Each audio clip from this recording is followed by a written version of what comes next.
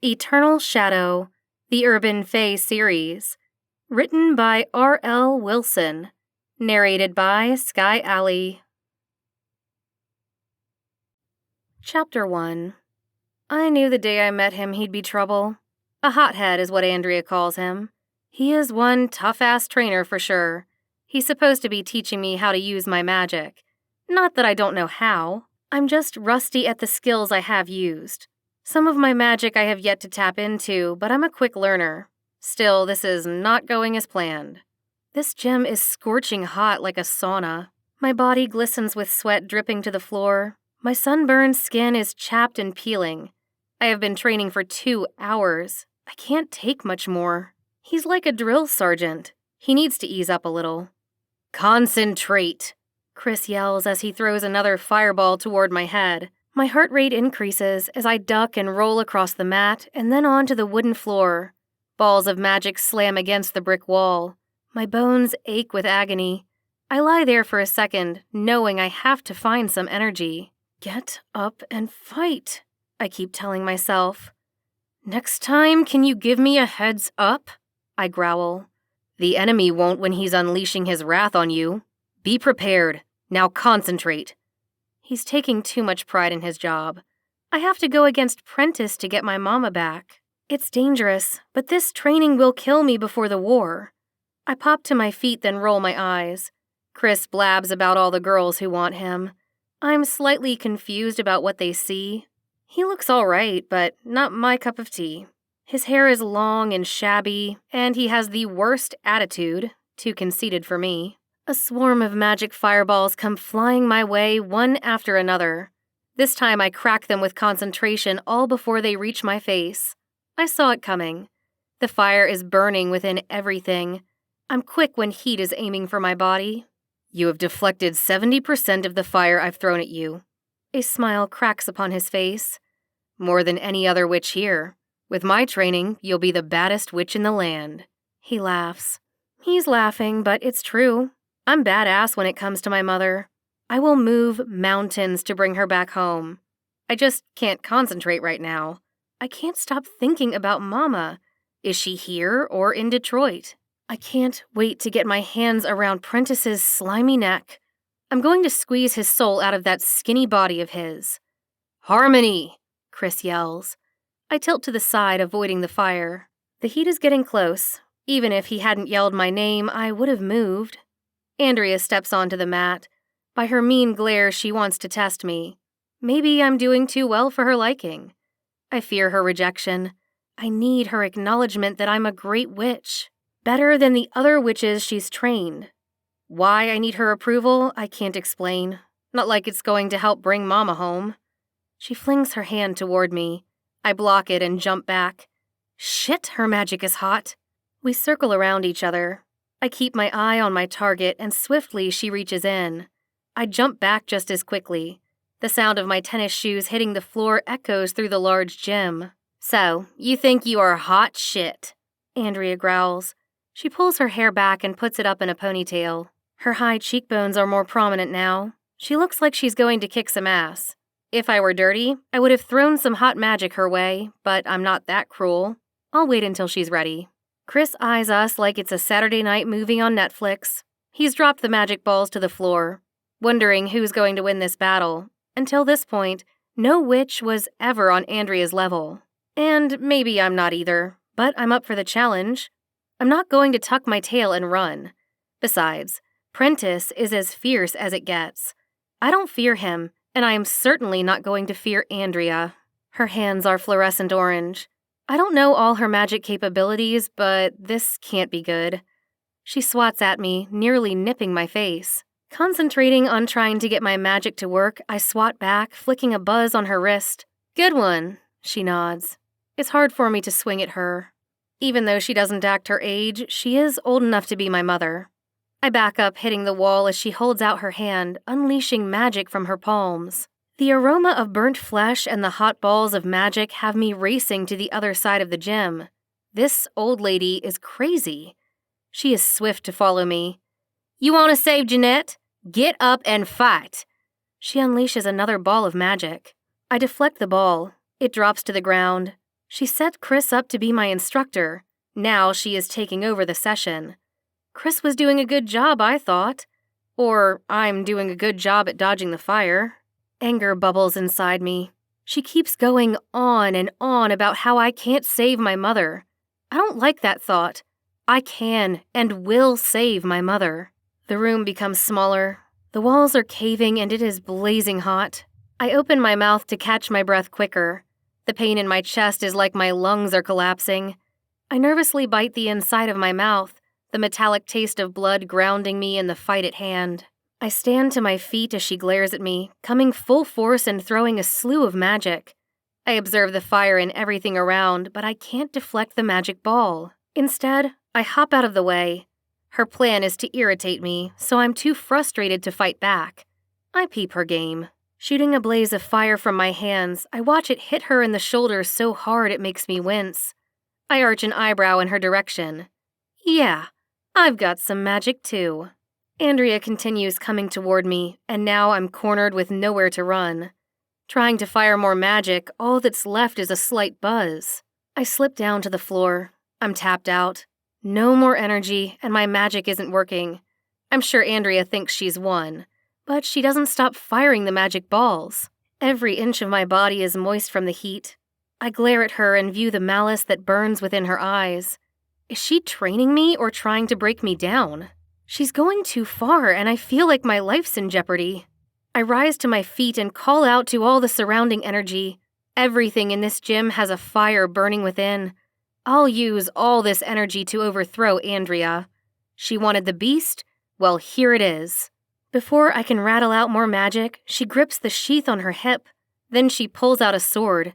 I stare at its sleek texture, and its bright silver color glints off the brick walls. She points the artifact in my direction, forcing me to the ground as she gets closer. A spell is trapped inside, and I'm sure she just unleashed it on me. We are supposed to battle using magic. No one should have swords. You lost. You need to figure out how to gain control of your magic, Andrea boasts. I have control. I throw a mean stare at her. Sweetie, you must first learn to follow before you can lead. She taps me on my cheek before turning away. She waltzes out of the gym with Chris following behind her. You are no threat to anyone except yourself and those who trust you, she mutters as she walks out the door. I lie on the floor of the gym, sweaty, hot, and in tears. I have to train harder if I want to beat Prentice. Andrea's right. I'm a lousy witch. Will I ever be skilled enough to go against the devil? Chapter 2. I sit on the gym floor, hands covering my face. I gave up on the squabble with Andrea. It was one of those rare occasions when fighting wasn't worth it. I'm training, yes, but there is no trophy at the end of this battle. I hear a loud thud of the door closing. Training is over for me, so they can leave. By the sound of one set of footsteps, I'm sure Chris came back to finish training. I separate my fingers and peek at the shoes. Bright orange with navy stripes. It's definitely Kato. I'm glad he came to check on me. I'm unraveling at the seams. What's wrong with you? He says as he gets closer. A hint of panic wiggles into his voice. I glance over at him. The expression of concern for me on his face makes me feel special. The smoky smell of Camel cigarettes blooms with his presence. He's been in the bar with Jazz, the hellhound, all night. Nothing. I shake my head as I blink back tears. Why are you crying? He takes a seat next to me on the dusty gym floor. I don't know.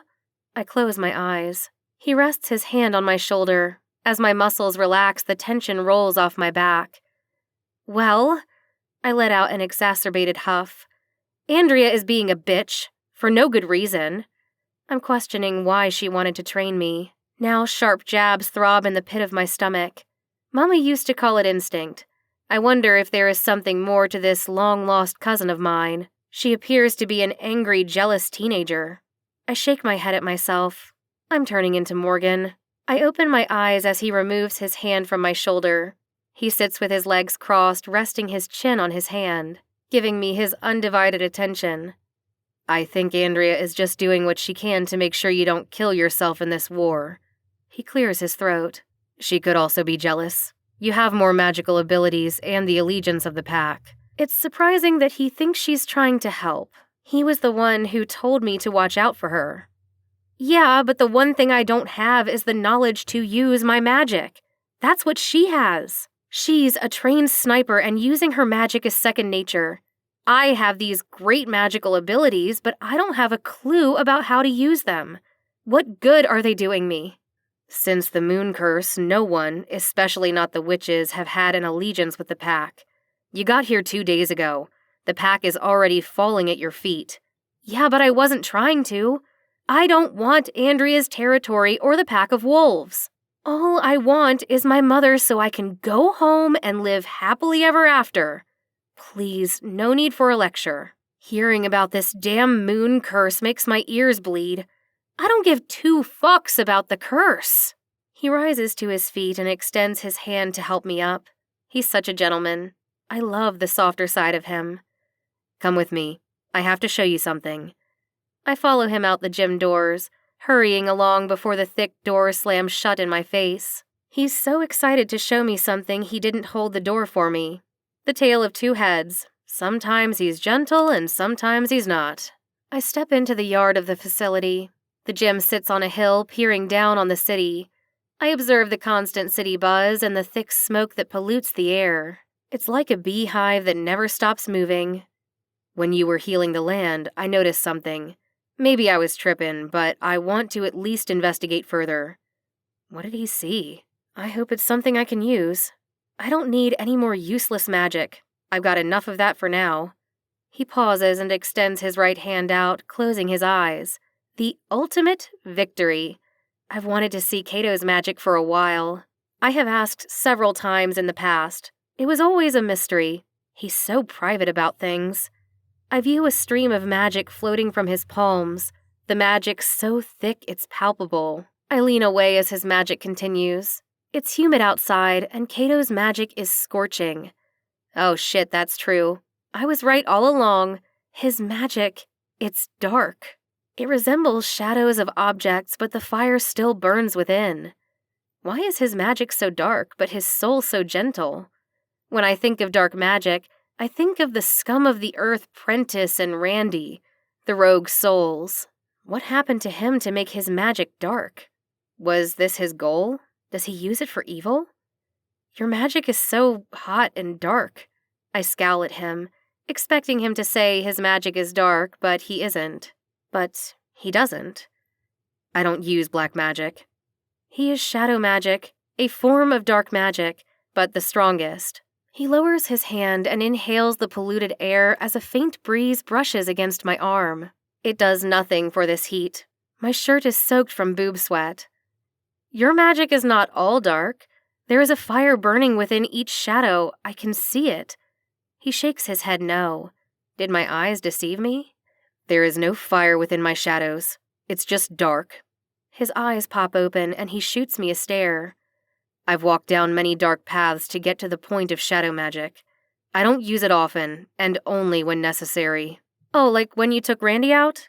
Yeah, that was one time.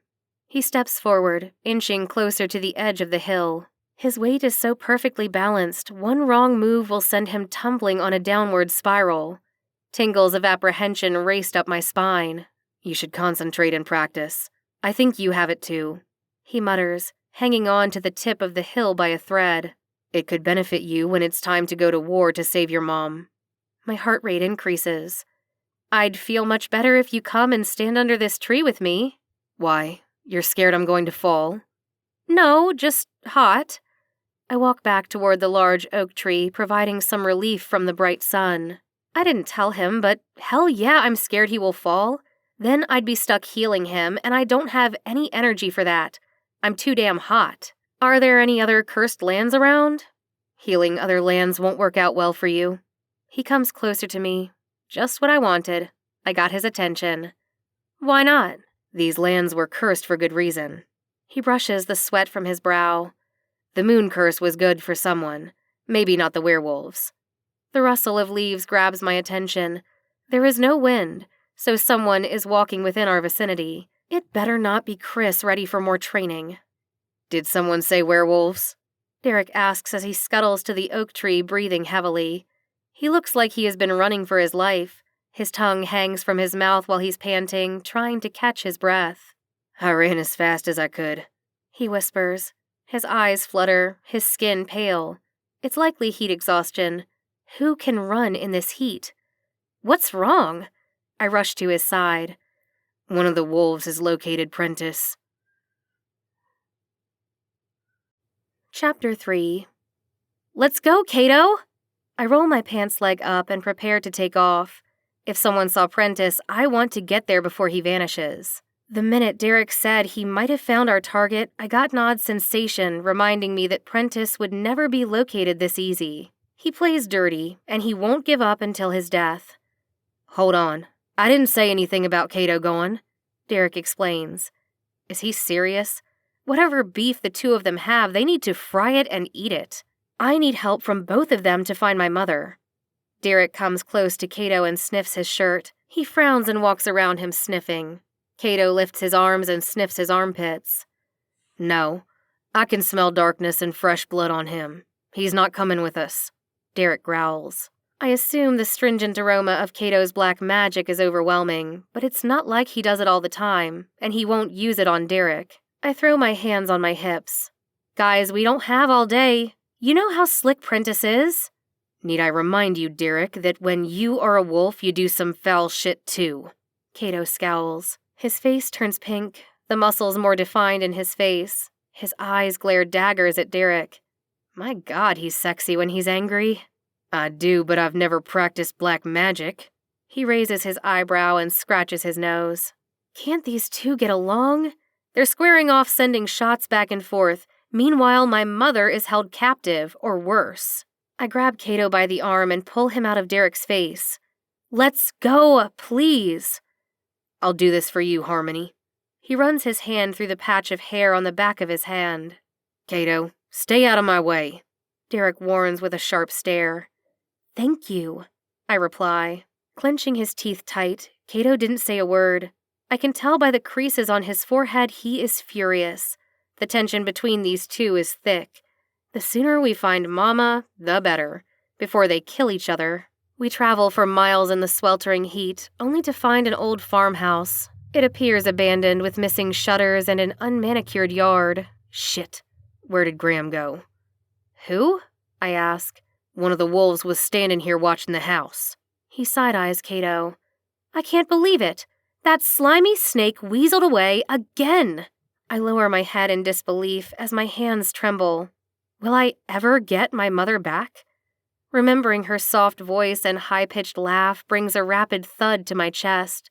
She didn't deserve this. This was my fight.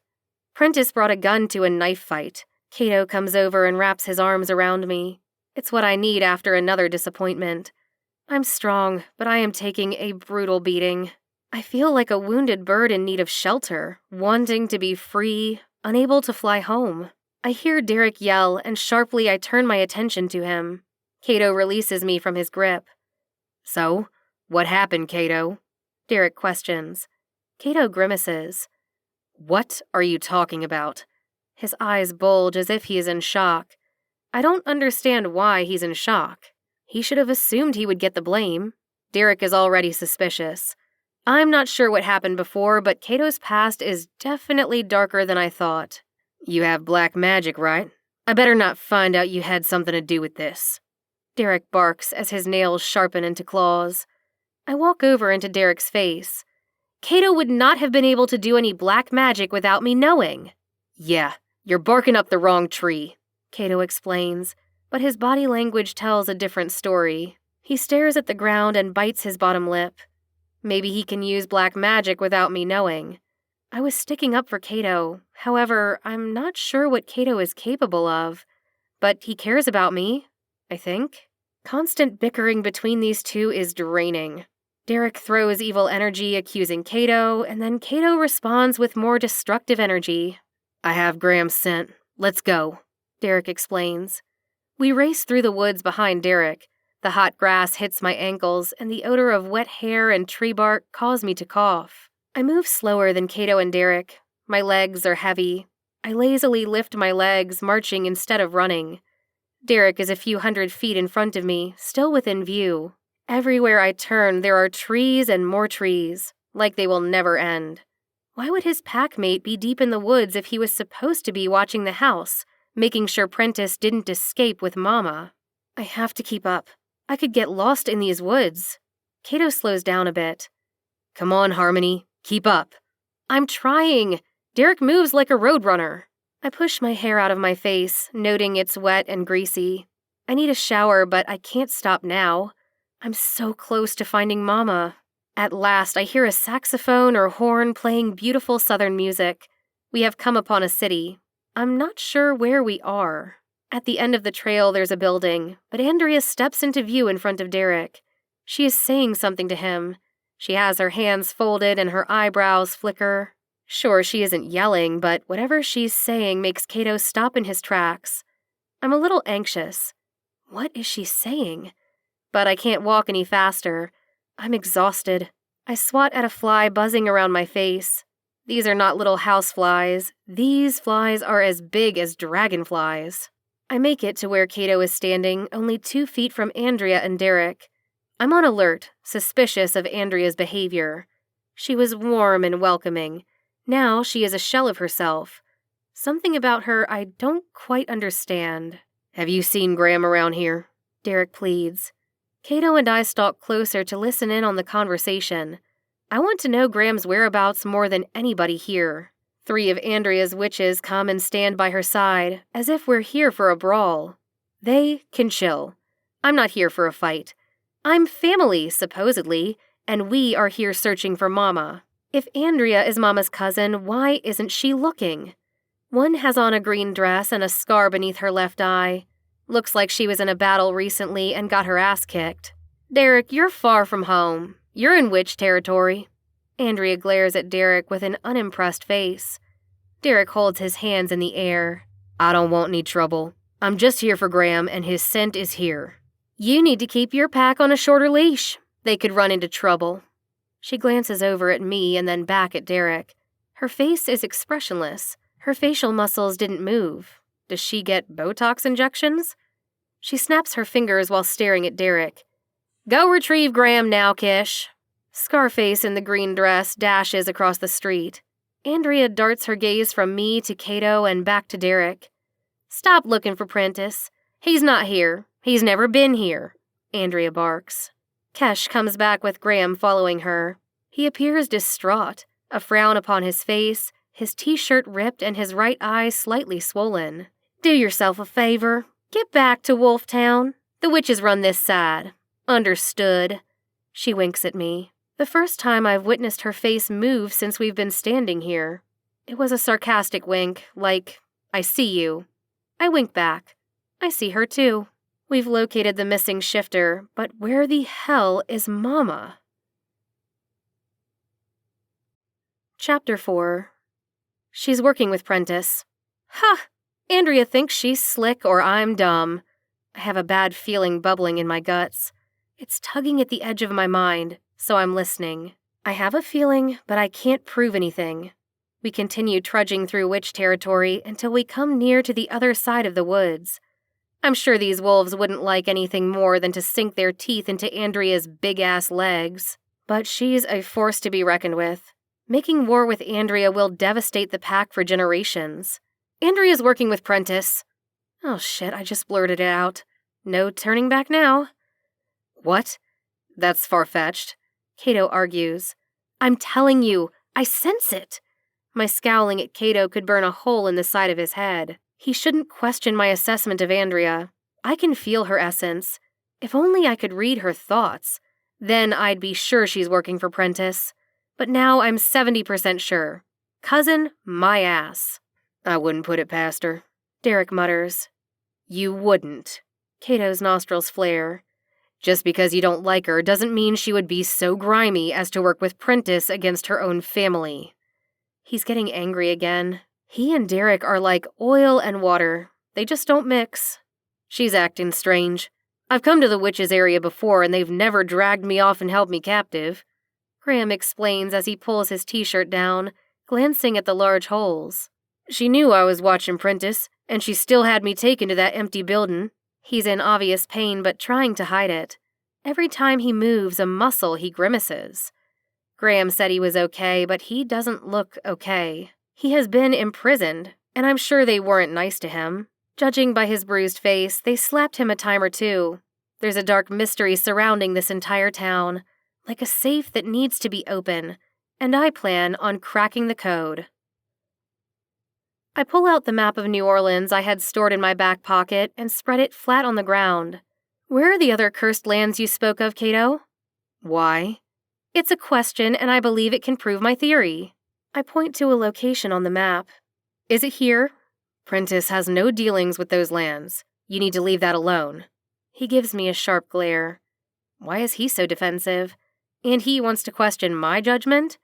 Derek is a pureblood werewolf. He has a proficient nose and even better instincts. He at least listens to what I have to say. Cato is supposed to be my friend. However, when I have an idea, there is always pushback, like he's working for the enemy. But that's not the truth. You are going down a dark path, the same path I took years ago. I urge you to leave these lands alone, Cato warns. My pulse hammers. I'm walking into dark waters, but I can't stop. It's calling me. Cato was born here, and maybe he knows better than I do. I differ from everyone here. I wasn't raised here. I have no ties or connection to this city, but the one thing Cato seems to forget is that my mother is the one who's missing. I understand your mom is missing. He grabs me by my arm and drags me away from Derek and Graham. It's as if Andrea has infected his mind. She must be good at mind control. The witches run behind her like well-trained puppies. We stand under a tree. I need a little shade. The history of this town is serious. If you awaken some of these lands, you'll be hunted down like a dog. His eyes bulge as he shakes his head. I was young and naive just like you. Trust me, you don't want to go down that road. My voice cracks. How bad could it be? Probably death to you and everyone around you, he says really nonchalantly. My brain aches with confusion, and by the sizzle in his speech, he's serious. Derek and Graham walk up beside me. Derek is holding the map in his hand. If you heal more of these lands, more people like me will be free from their curses, Derek explains. It's a double-edged sword. I know what it's like being attached to a curse and wanting freedom. But what danger will come after me if I heal these lands? Each of these lands contains a curse that binds a group of paranormal people, Derek says. His eyes glowed a luminous golden color as he spoke about the enslaved paranormals. He's passionate about freeing everyone. You want her to risk her life for people she's never met? Cato growls with anger in his eyes. He is only concerned for my well-being, but what kind of witch would I be if I didn't help my kind? I'll guard her with my life. He tightens his mouth as anger flits across his face. Derek doesn't blink. One more insult from Cato and Derek will explode. I trust the pack. They will protect me. First, I was flirting with danger. Healing these lands would mean marrying danger. Gasping, I take a seat on the grass up against the tree trunk. I need a break, both mentally and physically. I'm nearly defeated and ready to throw in the towel. But I can't stop now. It's life or death. Why is all this collapsing on me? Shit. I should be at home chilling, drinking an alcoholic beverage, and watching trashy reality TV. The weight of New Orleans is heavy. Life's a real witch. I'm confused and all cried out.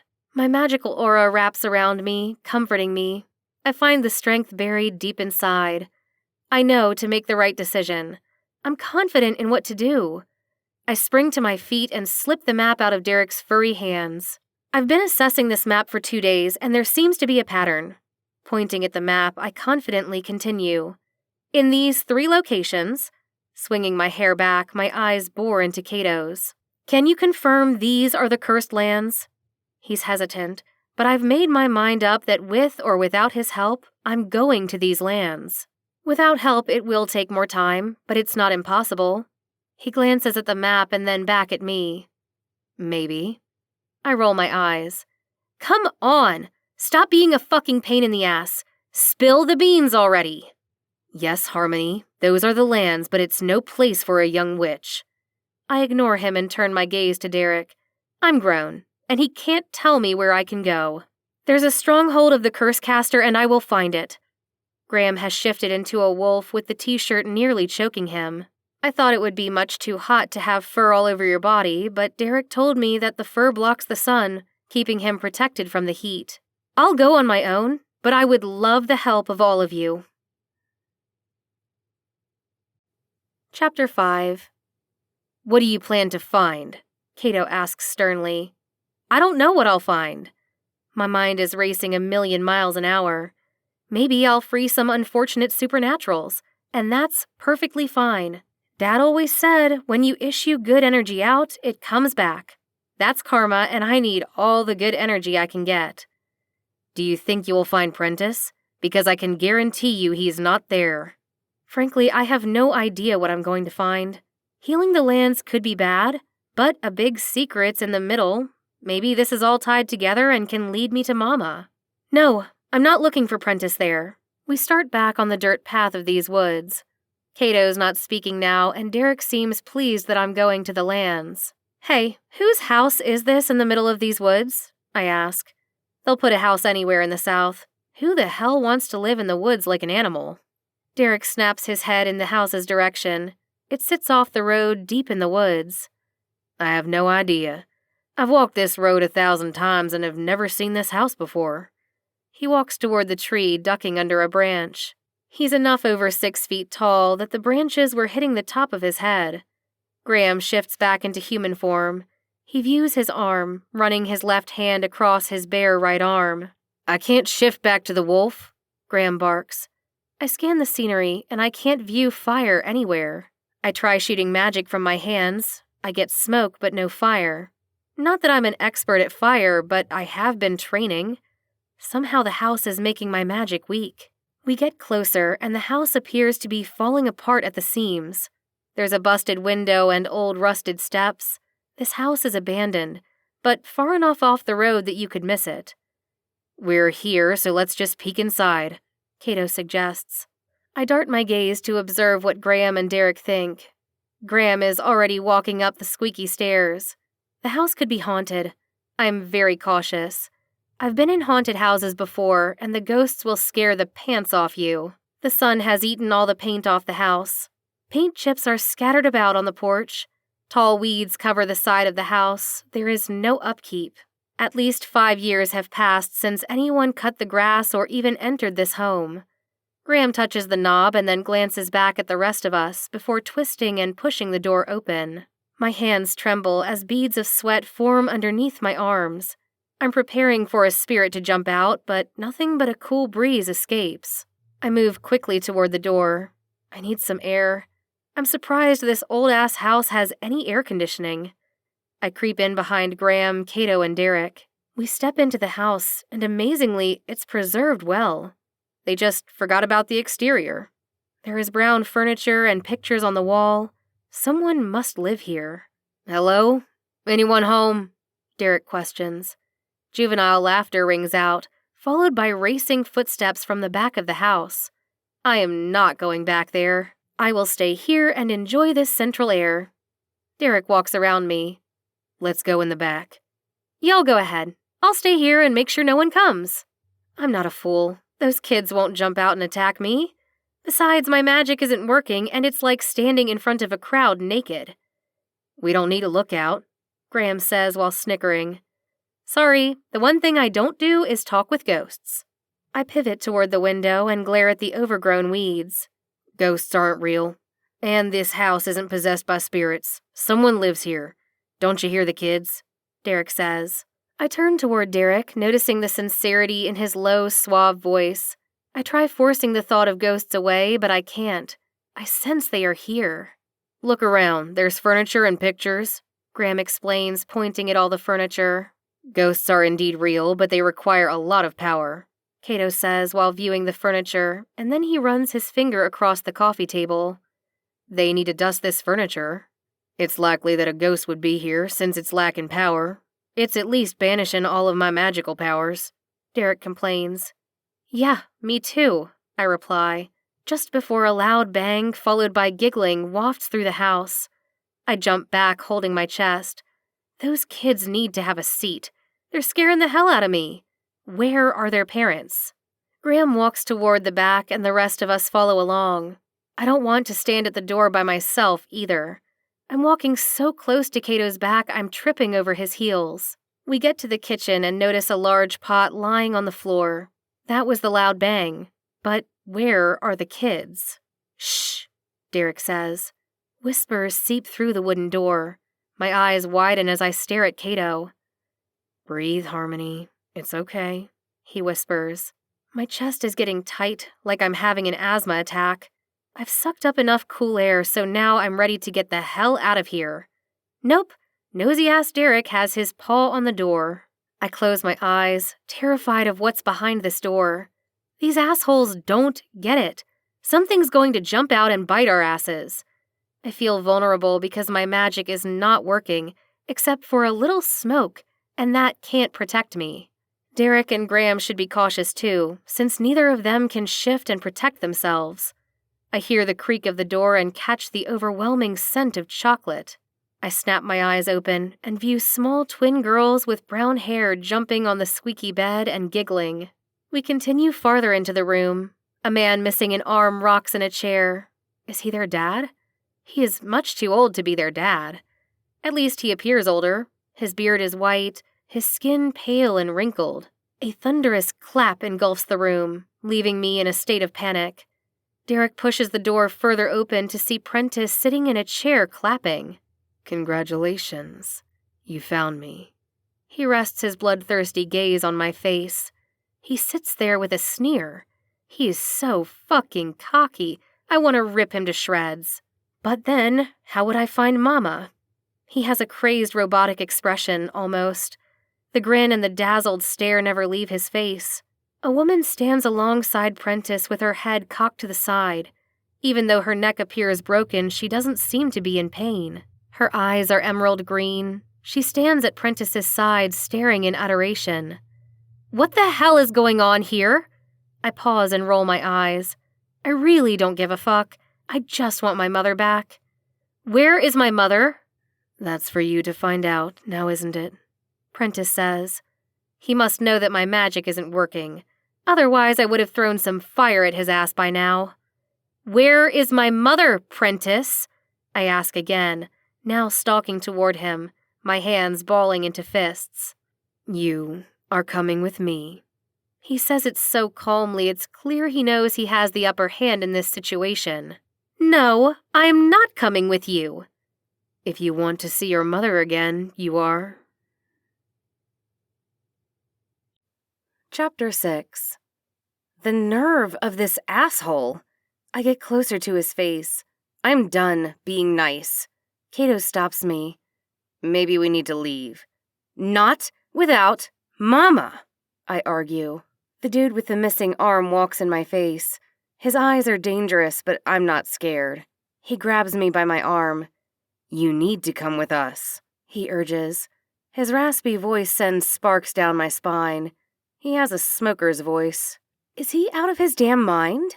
There's pressure from his hand, but it's not a grasp.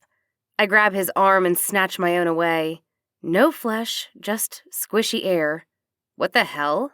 I was trying to use my magic. It's not working. Not that it would work on a ghost. I see him standing there, but he doesn't have a solid form. I realize he must be the ghost that Cato warned me about.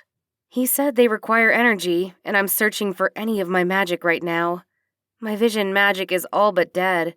There is no buzz in my arm. I concentrate trying to find my magic, but I come up with nothing. I try pushing him out of my way, but he's unfazed by the push. So I use what I have and swing my fist. When I touch him, a bright light appears, exposing his sheer essence of a shadow. Cato grabs me. Calm down. He can't hurt you. Let's get out of here, Cato says. The lady steps closer and lunges toward me, knocking me and Cato to the ground. They can't hurt you, my ass. She drives her fist in my face. I kick the shit out of her. I don't understand why she attacked me, but I'm not afraid of a ghost. Derek and Graham are screaming from the kitchen. Let's go! The lady is still swinging. I'm not fighting her. It's a dark force or energy. I hop to my feet, keeping my eye on her. She stands and rushes me again. Cato snatches me by the arm and yanks me out of the room as the door slams shut behind me. I lean against the wall, trying to catch my breath. What the fuck was that? I bend over and take deep, slow breaths. Huh, there are no ghosts, Cato mutters. I never saw one before, Derek says. I told you. Listen more often, Cato explains. I raise my head. I don't understand why she attacked me, I complain. You are the only girl here, Graham says. We could hear the girls giggling still. What the hell is funny? Do they ever shut their pie holes? The rattle of the doorknob stops my heartbeat. A rapid flick of my gaze toward Cato tells me everything I need to know.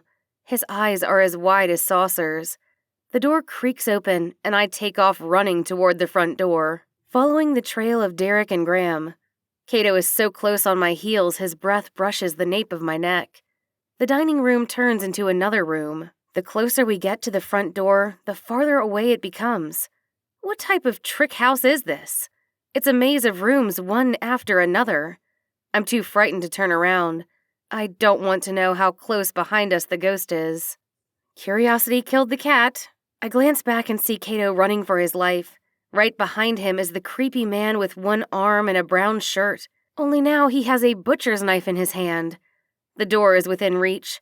We're almost there. The pounding of our footsteps racing to the front door sounds like a stampede.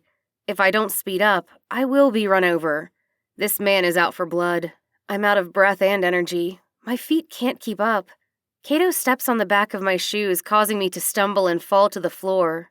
Cato jumps over me as the body of the butcher comes flying toward me. I'm working on no energy, but I have to get out of his way. I have to find the energy to roll out of his way, or his knife will pierce my chest. The blade is long and slapped tight in his grasp. I close my eyes and push, shoveling myself across the floor as his torso crashes into the wooden floor. It never makes a sound, but the glow from his body and all around makes me close my eyes. I'm dazzled by the color. This must be an lucid dream. I open my eyes and the glow is still there. Hues of purples around his body and spots of glowing green on the wall. It's like a protection around him. The symbols on the wall are a shadowy glow. I have no idea what they mean, but I'm intrigued. I look over at the mystery man chasing us, his shadow within feet of my toe. For sure, he can't be dead from a fall. Cato gets closer to the guy, then bends to get a better view.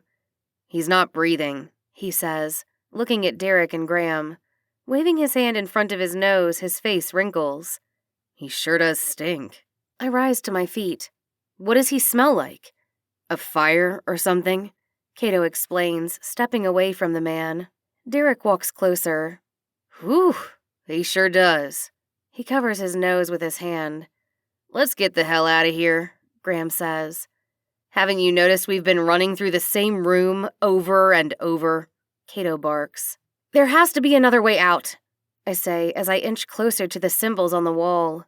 They're so pretty, just a faint shadow. I wonder if I could touch them. The symbols change pink before I extend my hand. I touch the symbol anyway. It's freezing. Look! Graham screams. I jerk back to him, pointing toward the floor where the man lies. His body is dissolving into a cloud of smoke. These symbols must somehow make them disappear. They are ghosts, but this house is the creepiest of them all. As I hear bumping from the kitchen, I snap my neck in the opposite direction and view Prentice, the twins, and the lady with the broken neck coming out of the bedroom. Oh shit, I've awakened the dead. I take off running behind Derek and observe another symbol dancing around the wall. I can't resist touching it.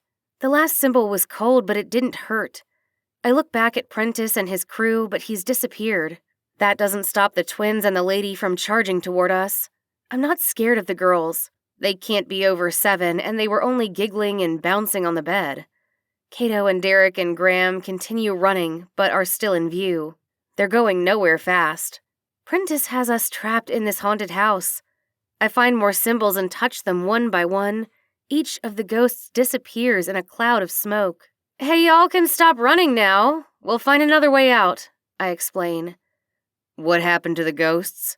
Derek asks as he takes a seat on the floor. He's breathing hard like he's run a marathon.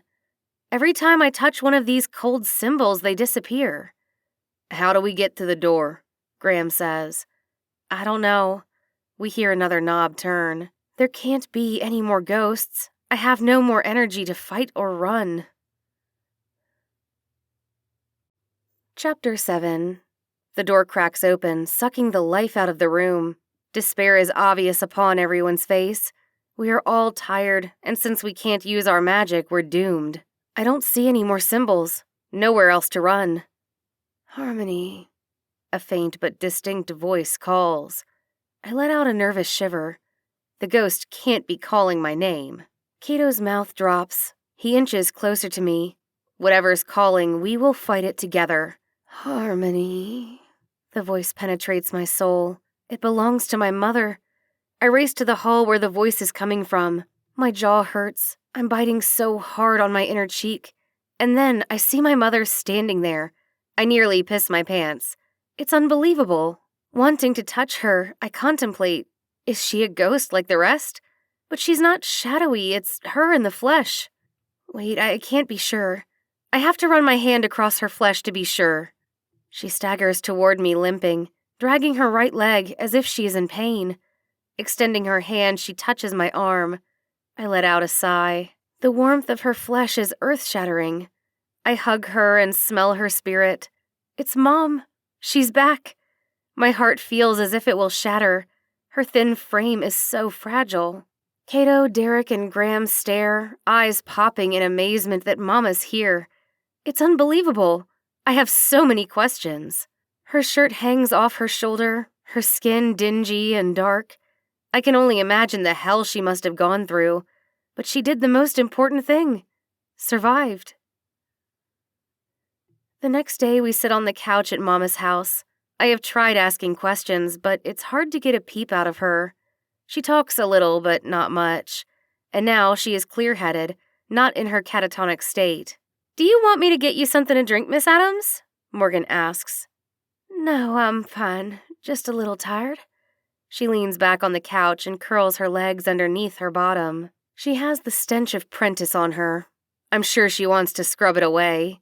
She flips her hair back and starts braiding. Momentarily, I'm confused by her lack of emotion and conversation. Mama, my tattoo, it's nearly gone, I say, as I pull my shirt down to expose the petite, semi-angular engraving on my chest. She shoots a look at my tattoo and stops braiding her hair. You're still using your magical abilities? Yeah, but not too much. I twist my body in her direction, shaking my head no. She redirects her gaze to the coffee table. Those magical abilities are tied to you. He made sure of that. Who is he, and what is she talking about? Who, Mama? Mama's face had haunted my dreams. Every day that she was missing, my dreams got longer and more vivid. The thought of never seeing her face again gave me night terrors. I won't force her to talk about what happened. I will embrace her, welcome her home.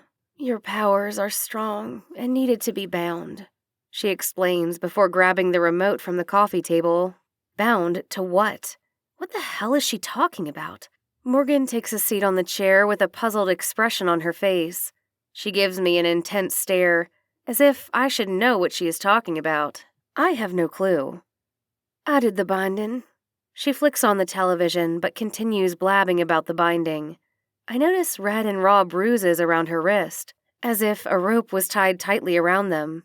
My gaze searches her arms and legs for more visible bruises. I don't find any, but he certainly had her tied up somewhere. Then she sends a sharp stare at me. I use the magic I know and understand. Was she saying I use magic I don't understand? Well, she would be right. Unique magic was coming from all directions. Most I don't understand. But I don't care about magic right now. I'm more concerned about where Prentice is, hoping he doesn't return to finish me. I blame myself for this situation. I should have never let Mama move from Detroit, knowing Prentice would seek to destroy me. Safety is a priority, and I let my guard down. I failed to protect the only parent I have. I'm ashamed. Oh, My eyes jerk open and my heart hammers in my chest. That's right. When Mama did magic, she did sigil magic. She made drawings and symbols and infused them with power. Mama! I scream. It was an excited scream. Was that sigil magic? Those symbols back at the haunted house? Haunted, she giggles. Why do you think it was haunted? I swallow hard. There were ghosts running rampant? The symbols were connected to the ghosts? She scrunches her face into a frown. No, silly, those weren't ghosts. They were shadows. Shadows? What exactly is a shadow? Shadow of a person. Everyone has a shadow. He has been collecting them. She lowers her body to a lying position. She doesn't seem bothered or scared. Morgan, on the other hand, is gasping. How could he be so cruel as to steal a part of someone's very essence? Prentice is sick and deranged. I know she's talking about the devil. Who is he? She closes her eyes instead of answering my question. I know it was Prentice, but that revelation sent a shock throughout my back. I froze in place and couldn't breathe. The truth was a hard pill to swallow, and it clogs my throat. I force myself to talk. I have so many questions. What does he do with the shadows? Some he holds hostage, and others work for him. She opens her eyes, then sits upright on the couch and grabs a magazine from the coffee table and fans herself. The news is as hot as the temperature in this house. No one says a word. The silence in the room is loud. The tension's so thick you can cut it with a knife. Then the doorbell rings. I stand there trying to collect my thoughts as Morgan drags herself to the door. Her hair is as messy as a bird's nest and her robe's half-tied. She opens the door and then twists to me. "It's your cousin, Andrea," she says sarcastically. Morgan doesn't care much for Andrea. She says Andrea showed up out of nowhere saying we are related and she wasn't buying it. Catching my breath, I nod. Then Morgan opens the door. Mama leans back on the couch, giving Andrea an intense stare. She definitely recognizes her, but she doesn't seem too enthused that she's here. Morgan watches Andrea walk in and frowns, turning up her nose and curling her lips, the face she always makes when she doesn't like someone. Andrea walks in with an enormous grin on her face, while her eyes dance at the sight of Mama. She extends her hands, shaking her bangles, piercing the air with cheap perfume. Mama reluctantly hugs her back, but she never smiles. "How are you doing? Is everything okay?" Mama nods.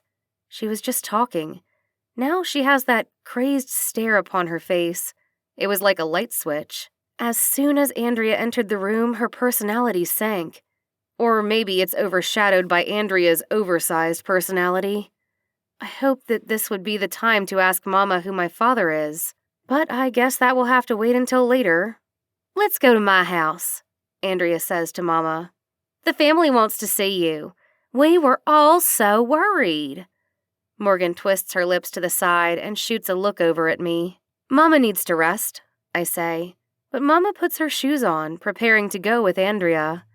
"I'll take care of her. She'll be at the headquarters," Andrea replies while never making eye contact with me.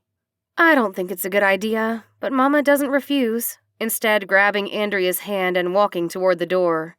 She is family, and I don't think she would hurt Mama. Would she?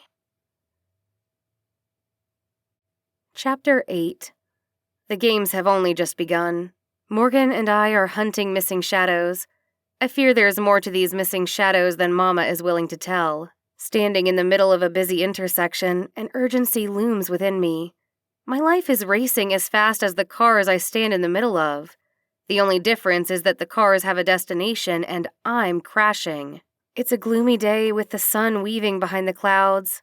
With the sweltering heat, most people stayed in low-lit areas hiding from the sun. It will be difficult to see whose shadow is missing, but I'm determined to search. Horns and loud music blast through the air as we trot down the street. This city never sleeps. "How do you propose we find these missing shadows?" Morgan asks as she clutches her purse closer to her side. Her hair is pulled back loosely in a ponytail. "We find Prentice, we find the missing shadows," I explain as we come upon a bakery. The drifting scent of yeast and glaze is tickling my stomach. Let's get some beignets. I've heard they're the best. I grab Morgan by her hand and pull her into the bakery. She drags her feet, hesitant about going inside. We are supposed to be hunting shadows, Morgan growls. She is still on her diet, but she loves donuts. She's hangry. I'd better get her something to eat other than those damn weight loss shakes. As I enter, I observe Cato cramming beignets down his throat. We sneak up on Cato. I tap him on the shoulder. He swivels around with white powder covering his lips. He continues chewing and grins, then gulps down a cup of milk. What are you guys doing here? He asks before wiping the excess powder from his mouth. I raise a brow at him. He assisted us in finding Mama, but right now, he's helping himself. All he will know is we are getting some beignets. I won't tell him anything about shadow hunting now. I'll tell him when it's convenient for me. Besides, he will only try to talk me out of it. According to him, everything is dangerous. Welcome to my world. My life is Russian roulette every day. What are you two doing here? A shimmering glow rises on his face. We came for beignets, like everyone else here, I reply. He smirks and taps his hand on the stool next to him, signaling me to take a seat. I hop on the stool while studying the lady walking past to ensure that she indeed has a shadow. She wears a white dress with plum-colored hair. Her shadows glides alongside her. I order my beignets to go, but the shadows are crowding each other. So many people are stuffed in here. I can't tell if anyone is missing a shadow. Morgan tugs at my arm and points her head left. Glancing over, I observe a short man with a long beard. I squint. It's fuzzy, but he has a shadow. What are you doing? Cato says. My heart drops into my socks as I tremble and snap my head in his direction. Oh, nothing. Just waiting for my beignets. The constant chatter makes it hard for me to hear Morgan. You see that? She whispers. As we watch, the man streaks away with a greasy white bag and his shirt barely reaching his waist. He has a shadow, though. Let me talk to you for a second, Cato says. He hops down off the stool and extends his hand out to help me down off mine. I follow him out of the noisy restaurant, staring at shadows on the way out. Heat presses against my skin as soon as I step foot out of the bakery. This heat is so hot it should be illegal. He gives me an expression of concern, which makes me feel guilty for holding the truth of our hunt for shadows. He moves my hair out of my face. I glance into his brown eyes. Are you looking for shadows? He asks. My first instinct is to lie, but the more I gaze into his eyes, I can't. I grunt as I stumble over my words. Come on, out with it. I squint, trying to see his shadow, and I don't. What the fuck? The sun is back, blazing in full effect, but there is no shadow. Yes, I'm searching for shadows, and where the hell is yours? I inch back and wipe my forehead. I'm trembling inside. Who is he? I just can't trust Cato. Everything about him is one big mystery. You can keep searching, but you won't find my shadow. I put mine away for safekeeping. How do you know about shadows anyway? Mama told me Prentice is collecting them, so I figure I'll find them. Harmony, I'm warning you to leave that alone. He waves his hand. It's not for you. You can't fix everything, he adds. He says to leave it alone, but everything is dangerous. Why do you need to hide your shadow? I question. My parents were murdered when I was young. I was there and watched as they were gutted like animals. He gazes off into space as he speaks of his parents. My heart cracks for him. He's never been so vulnerable with me.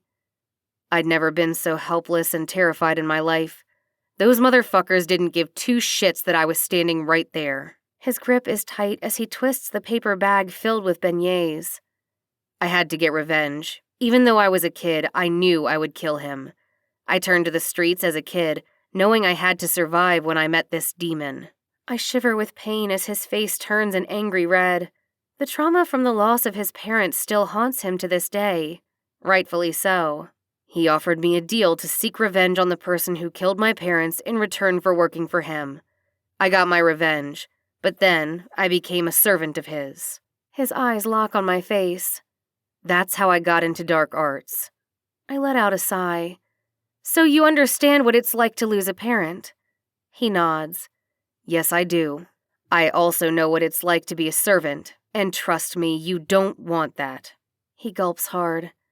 As a servant for the demons, I had to rob, steal, and deal in black magic.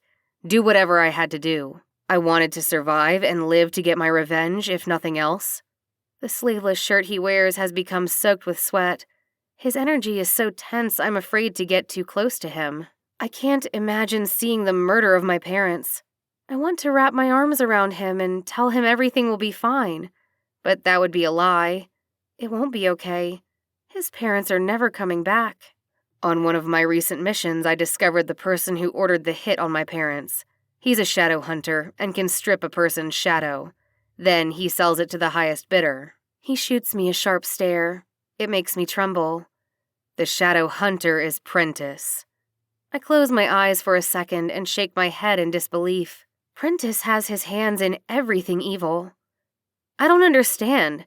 How long have you known it was Prentice? We should have killed him when we had the chance. I just found out from my friend, the one you met at Jazz's bar, Cato explains. I nod my head yes, but I have no idea who his friend is. All I can remember is that he had an enormous belly. Prentice's days on Earth are temporary.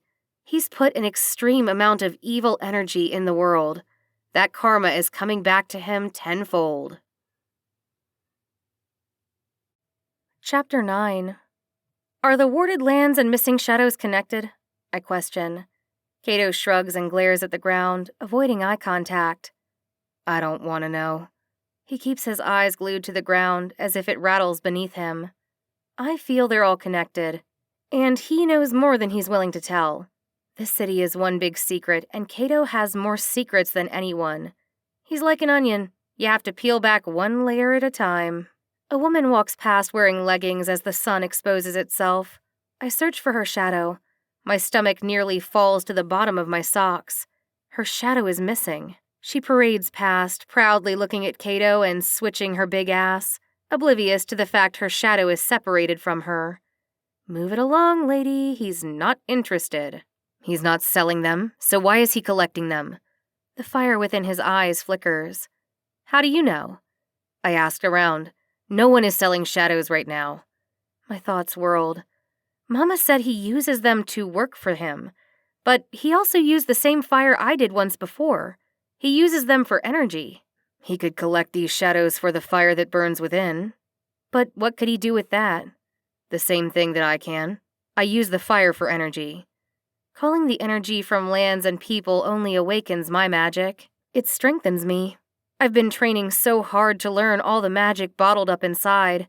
It's hot and bubbling, like a volcano ready to erupt. The donut shop door opens and a cool breeze escapes momentarily. Morgan comes out with a bag. She hands the bag to me. Are you ready to go? Yeah, in a second. Morgan taps my shoulder and holds up 4 fingers, her way of telling me there are 4 missing shadows in the bakery. She chugs down half a bottle of water before burping. Excuse you? I say. Oh yeah, excuse me. It's damn hot out here for me, she complains.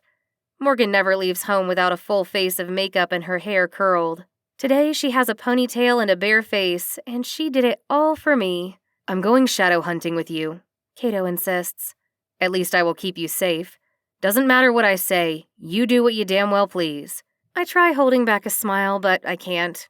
I chuckle. He's right. It doesn't matter what he says. I will find these missing shadows. We walk 2 doors down before we come across Derek. He's strutting hand in hand with a mysterious woman with long brown hair. She stares at me as if she cannot take her eyes off me. Her mouth flies open. I think she's about to say something, but she doesn't. Gripping Derek's hand tighter, she looks extremely nervous. Hey, this is my friend Leslie, and she needs your help, Derek says. She drops Derek's hand and comes closer to me. I'm a shapeshifter, she whispers. I nod, watching panic cross her dark eyes. She talks with a low, mysterious tone. She's hard to read. Our lands were cursed, and I and my people cannot shift. She looks over at Derek. He told me you were a healer? She grimaces with a desperate smirk. Her words struggle to make sense in my head, like they were moving through quicksand. They want me to heal all the cursed lands, but there are other healers in New Orleans. Why hasn't anyone asked them? Does this cause you any harm? You appear fine to me, I question. Because of us not being able to shift, our life expectancy decreases. She squints. Oh, I see. But my head hurts with the danger. I beg you to heal our lands. My life expectancy is only 30 years because I can't shift. I'm 28, and my brother will be 30 in 3 months. My stomach spasms. I feel a heaviness on my back. I carry a lot of responsibility for a 19-year-old, but I have to help these people. I won't sleep at night if I don't try. I don't know much about shapeshifters. I healed a few in Detroit. They have a reputation for lashing out. Other than that, they are a complete mystery to me. They don't quite move like most supernaturals. Every shapeshifter I've ever encountered has a certain reservation. They seem to always be 2 steps behind. I glance at Derek for direction. I assure you they're safe. There's nothing dangerous about shapeshifters. He looks at the woman. She's like everyone else. The way he grabs her hand, gazing into her eyes with a silly grin on his face, it's clear she must be more than a friend. It seems like this would mean a great deal to him, and since he has helped me find Mama, I owe him one. Cato despises Derek's guts, but he's been nice to me. Swallowing my horror, I say, absolutely. Healing more cursed lands travels through my thoughts like a pack of wolves. Morgan, Cato, and I trail them through the deep woods thick with fog. Barely able to see in front of me, I step on Cato's foot. He stumbles forward, muttering, Hey, watch it. Morgan snickers as her flip-flops crunch on the leaves as we move further through the wooded area.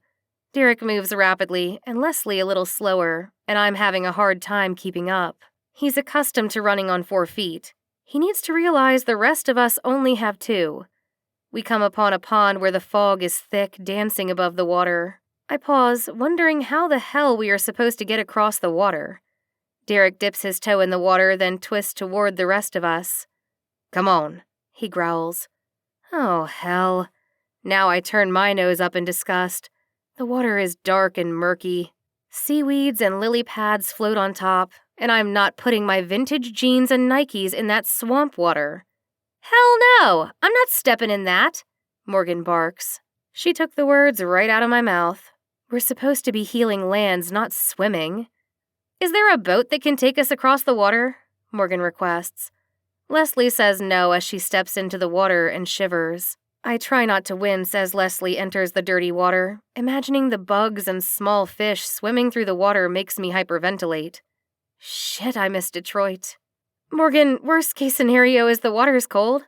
I fake a smile as if I'm not afraid. And as hot as it is, icy water won't hurt. But I have on sandals. She rolls her eyes. Come on, Morgan, put those feet to work, Cato says. Reluctantly, Morgan and I walk toward the water hand in hand.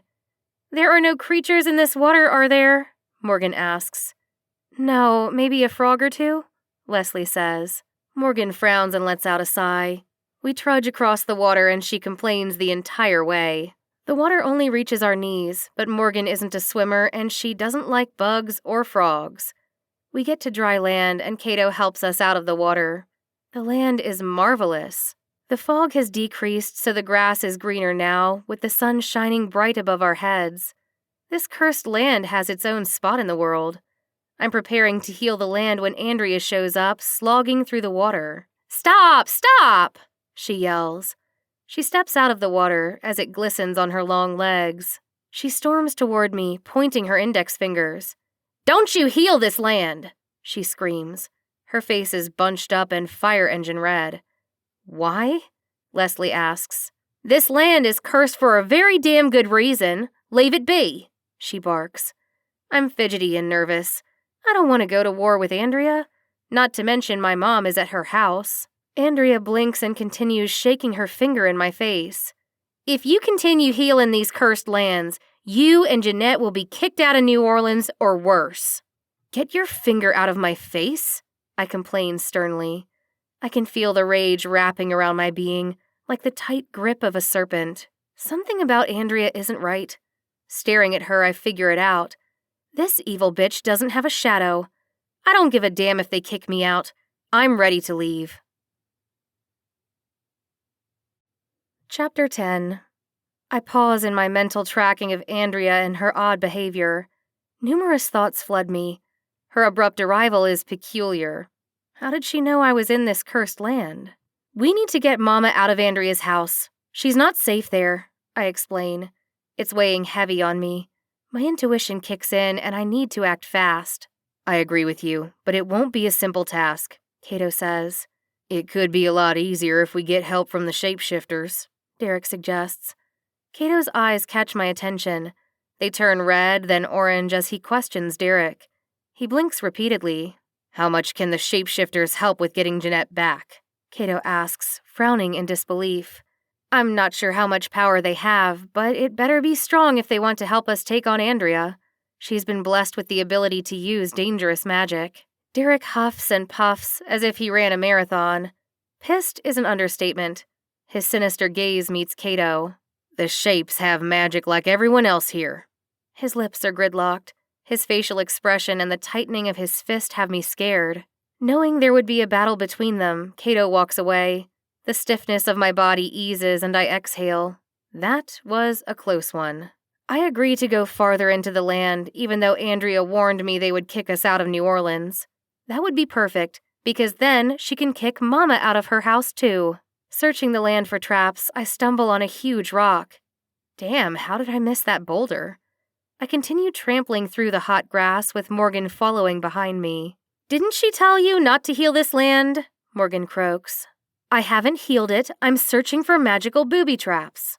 I lower my head and extend my foot, trying to tap any pressure on the land. Something sent an alarm to Andrea. How else would she have known we were here? I snap my gaze to the left of me to several small, colorful symbols floating. Morgan, can you see that? What? She yells. I race over to the rainbow of symbols. Extending my hand, I'm not sure what to expect. They could be scorching hot or ice cold. I jerk my hand back from the extreme pressure. They're the same symbols that were attached to the shadows at the haunted house, except for the frigid temperature. Those are the alarms. I examine them carefully. I want to set one off to see who's the caster. What do you see, Harmony? Derek questions. This place is riddled with spells that set off alarms. Derek gives me a surprised look, but he listens to every word I speak. Andrea didn't set the traps, but she knows who did. I feel dizziness and hints of nausea in my abdomen, causing me to nearly gag. I can't be sure. I think Mama is the caster of these spells. It's sigil symbols, and she's the only witch I know who does them. I stagger off from the group after tapping Morgan on the shoulder. I will not tell the entire group that I think my mother has done this to the shifter's land. Her scent of perfume is overshadowed by the stench of swamp water. She sniffs around. You smell that? Yeah, it's the swamp water that got in your shoes. Ha ha, real funny. Can't wait to get back to Jeanette's and put on different shoes. She flops off one sandal and flings it back and forth, waving sprinkles of water on me. You seemed worried back there. What's wrong? Morgan prods while slipping her clear sandal back on her foot. She can always tell when I'm worried about something. I sigh. I know who cast a trap around this land. Who? She says with wide eyes. I don't want to jump to conclusions, especially about my mother. I shake my head. I can't be sure, but maybe Mama is behind this? She frowns. No way! She keeps her eyes on me as a look of confusion graces her face. I'm thankful to have Morgan here to talk some sense into me. It doesn't make any sense, but I have this strange feeling. I realize there is so much about my mother I don't know. Like what? Morgan holds her hands up in the air. For starters, I did not understand she knows Prentice. Okay, that's one thing. And, before I can finish my thought, Derek races toward us as fast as the speed of light, pulling Leslie along with him. Are you ready? He asks while holding Leslie's hand. I don't know if this is an excellent idea. The entire land is trapped, I explain. He points to the center of the field. Surrounded by trees are two colossal statues made of stone. If we make it to the statues without tripping off the alarm, she'll never know. It's at least 3 yards. How will I make it without setting off alarms? You can do this. You are strong, I chant to myself as I take a leap of faith. Here goes nothing. I duck under one alarm, frost nipping at my arm, but I make it under without it sounding. Some alarms are freezing and others are full of pressure. Everyone trails behind me as I forge the path through 3 traps. Getting closer to the center of the land, I shiver in fear. Hopping across another trap, then rolling to the center, I lie flat on the ground, out of breath. The surrounding air is thick with tension. The sensation of terror or an explosion oncoming is imminent. I frown, but don't try sitting up again. Too dizzy to move, I shut my eyes. "Thank you so much for doing this," Leslie whispers. Her soft voice calms my soul. My eyes snap open to find her lips curled back, exposing her teeth. The gratitude upon her face makes this all worthwhile. I gulp hard and slide into deep concentration. I rise to my feet, hoping to dip into my magic. My laser vision would work the best to awaken this land and break the curse. A slight buzz tingles down my arm. It's not as strong as normal, but it's there. I open my eyes and wave my hand. There's no glow. A powerful burst of energy pushes into my side. I jump back. "What the fuck was that?" "What?" Kato says. Then another large jolt of electricity causes my body to shake. My heartbeat increases, and I grab my chest, fearing for my life. "What's wrong?" Kato screams. Sweat rolls down my face and my teeth chatter. That bolt nearly knocked the wind out of me. "I think the land is attacking me?" I gasp. Morgan grabs my arm as Leslie dashes to my side. "This land would never hurt anyone," she grunts with confidence while also nervously shaking.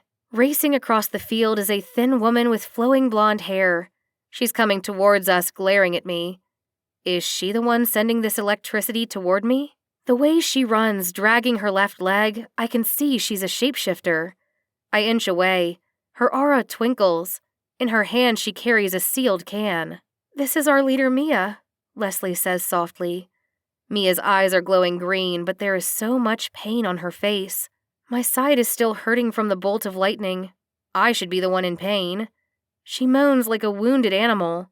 Leslie grabs the can from her hand and attempts to pry it open. "She only has 12 words a day.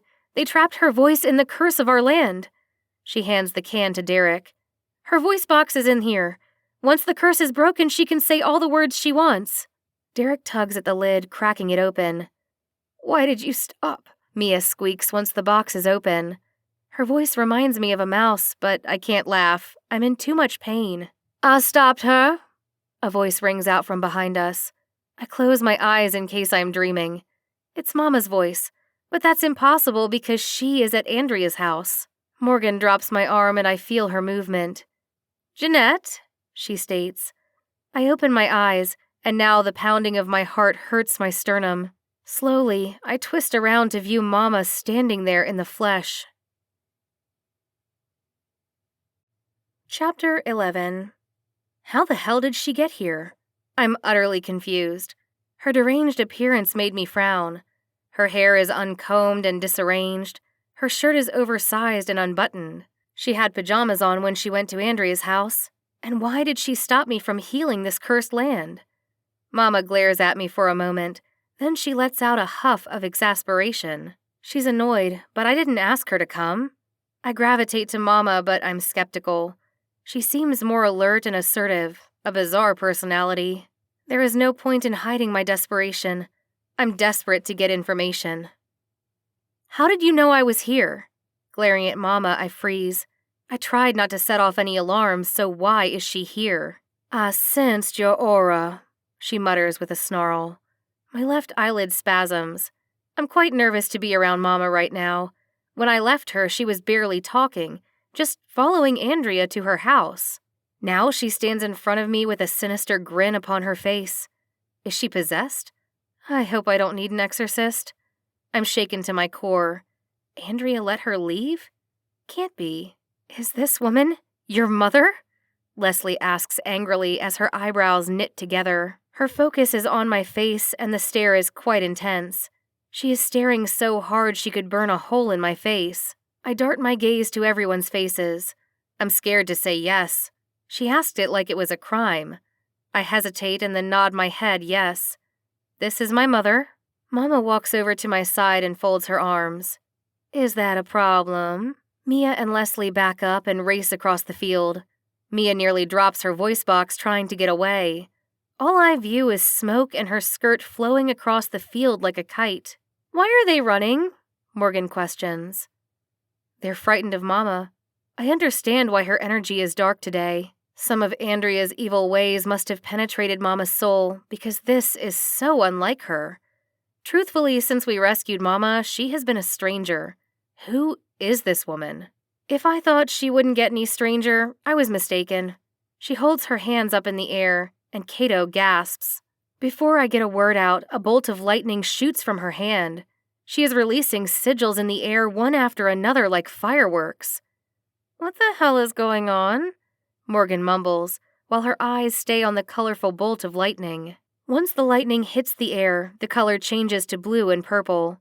The colors then turn into individual shadows. Recognizing one shadow, I stumble back and step on Cato's foot.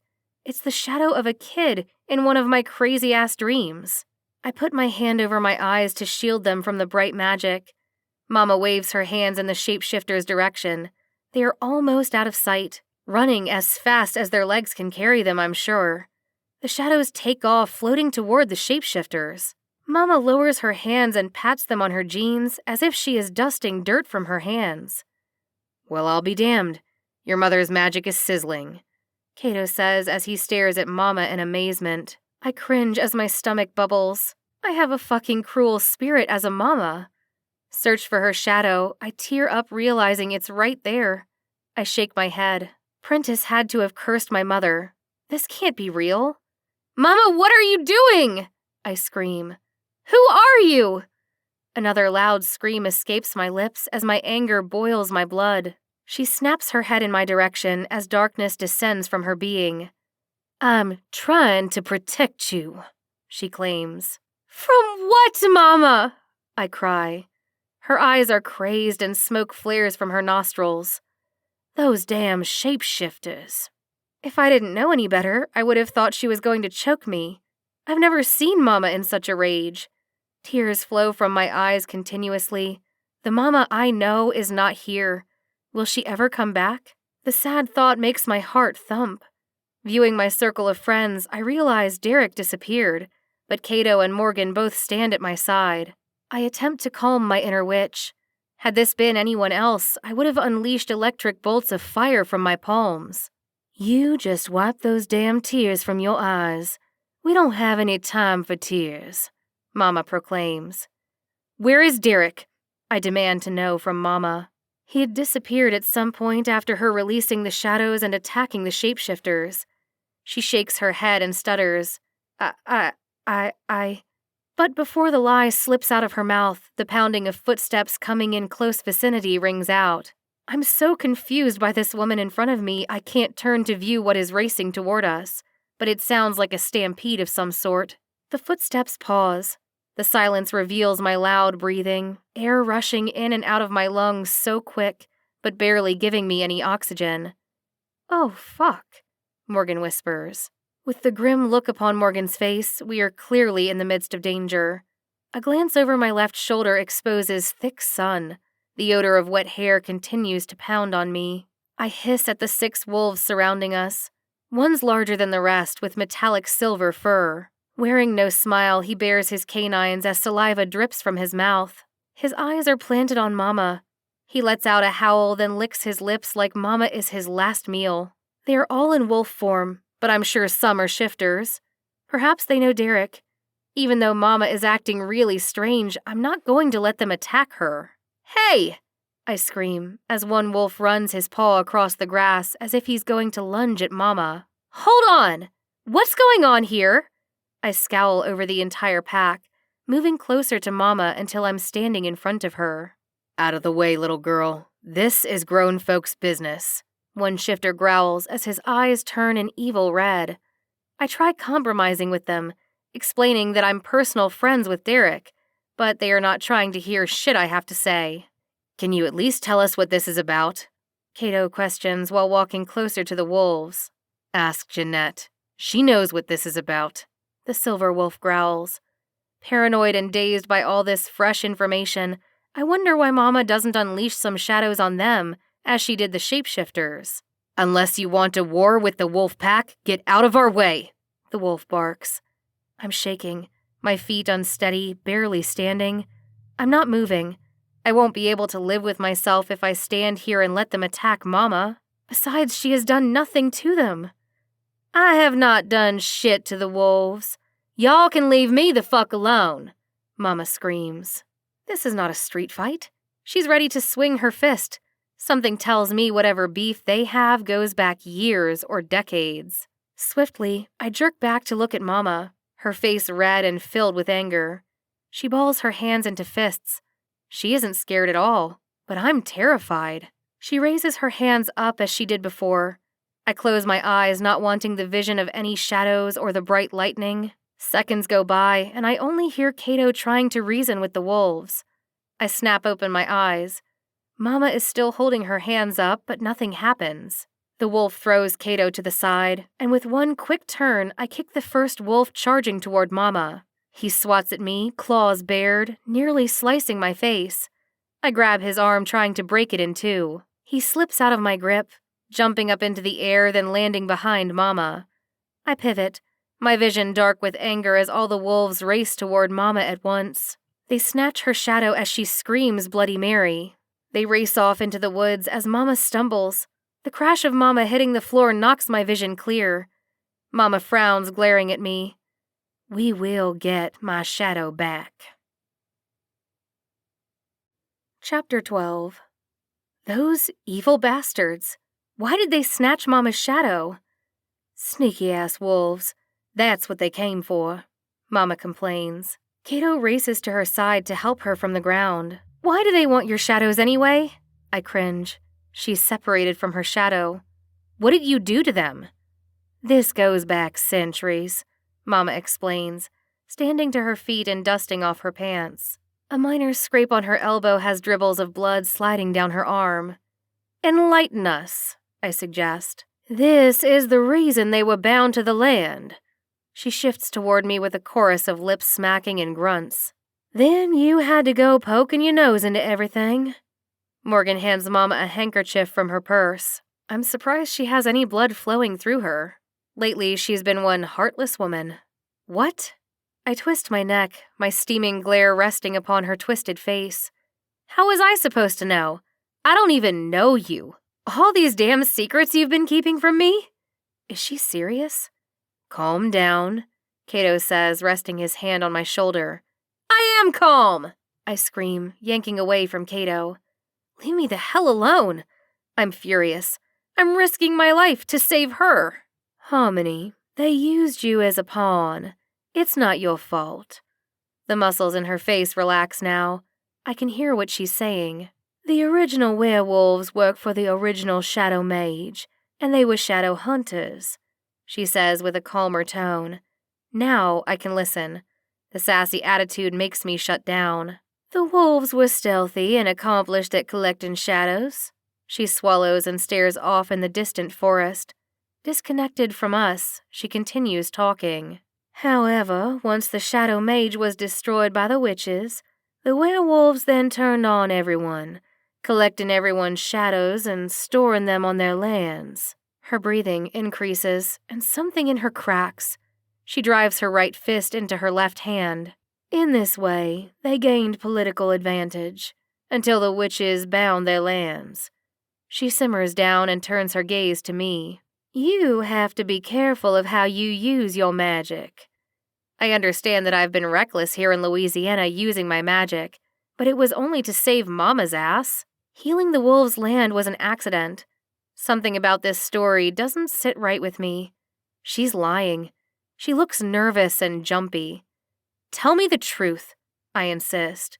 That is the truth, she screams. What do you want me to say? Mrs. Adams, please calm down, Morgan requests.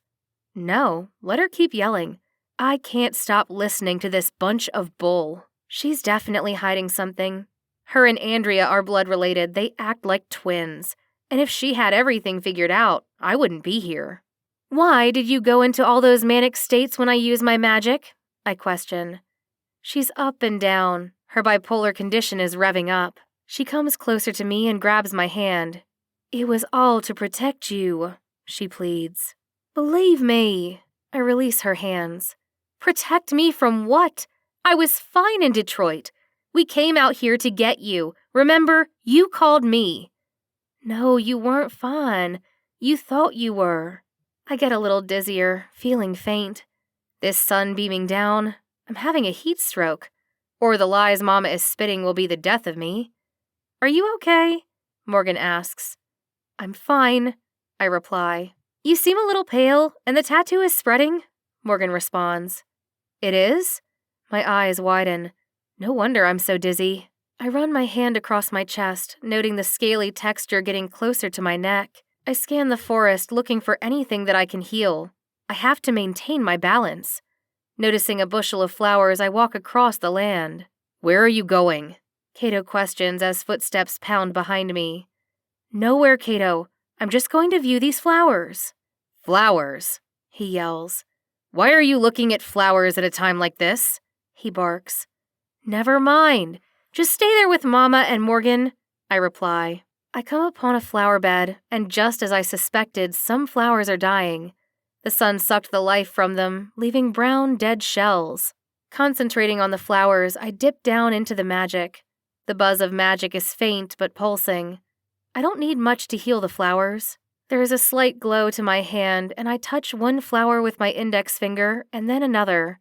The flower blooms immediately, bright as can be. My vision clears and the dizziness is slowing. I make my way over to where Mama, Cato, and Morgan are standing conversing about me. I'm worried about her well-being, Mama says. She's my mom. I'm sure she is worried, but I still don't believe her lies. None of this makes sense. Mama is a shadow hunter. No one can tell me different. Maybe Prentice cursed her and has her working for him. If she's a shadow hunter, does that mean I'm a shadow hunter too? I'm nauseated by this overload of negative information. My entire life is a lie. I don't know who I am or where I came from. Without my shadow, I'm vulnerable. She winces and grabs her elbow. My magic won't work so well, Mama explains. The shapeshifters will be back for Jeanette, Cato warns. We must take Mama out of here. I cringe, thinking what the shapeshifters or the pack might do to Mama. My magic is powerful, and so is Cato, but I'm not sure we can take on that many supernaturals. Let's go back to Jeanette's house. We'll be safe there, Morgan says. She was serious because she is human. She doesn't understand. That's the last place we're going tonight. Shapeshifters will beat us to Jeanette's home. Cato's face blanks as he goes in a deep meditation. We have to go somewhere secluded, a place you walk past and never notice, Cato says. I'll be fine. No one will come looking for me, Mama says as she closes her eyes, leaning her head back with her nose in the air. She uses her long hands to massage her temples. She always does that when she's stressed. Reality must have sunk in. She realizes that if we have to go to war, we could lose. But shit, where is her cousin Andrea? Why isn't she here to help? I want to ask Mama. Somehow I bet it's not the right time. Snapping his finger. I got it, Cato declares. Got what? I ask. Mama's eyes pop open and she lowers her head. A flash of excitement grazes her apple-shaped face. The place we can go to hide. His eyes glow. I know he doesn't think he is taking me and my family to Jazz's stank-ass bar. No, not Jazz's bar, I snap. That hellhound. Morgan gasps when I say Jazz's bar. She doesn't like the bar either, or appreciate the way Jazz treated us. No, that's not even an option, Cato says. I'm not trying to take over. I was trying to let you handle the situation, but it's more complicated than before. Yes, this situation is sensitive. I glare at Cato. I don't know who I can trust anymore. Cato has been nothing but helpful since we've been here in New Orleans, but I'm not even sure I can trust Mama right now. I know, but can you trust me this one time? I have the perfect place. His lips form a perfect smile. No one would dare come. He speaks with such enthusiasm. He was raised down here, so he may know a secluded place, but he better be correct. Okay. I nod my head, staring at Mama. She nods. Lead the way, I reply, and it was hard for me to say. We trail Cato out of the cursed land. He'd better not lead me and my family astray, or there will be consequences.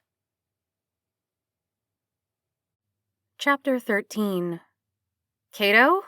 He can't be serious. He can't be serious, Morgan complains while squeezing my hand tightly.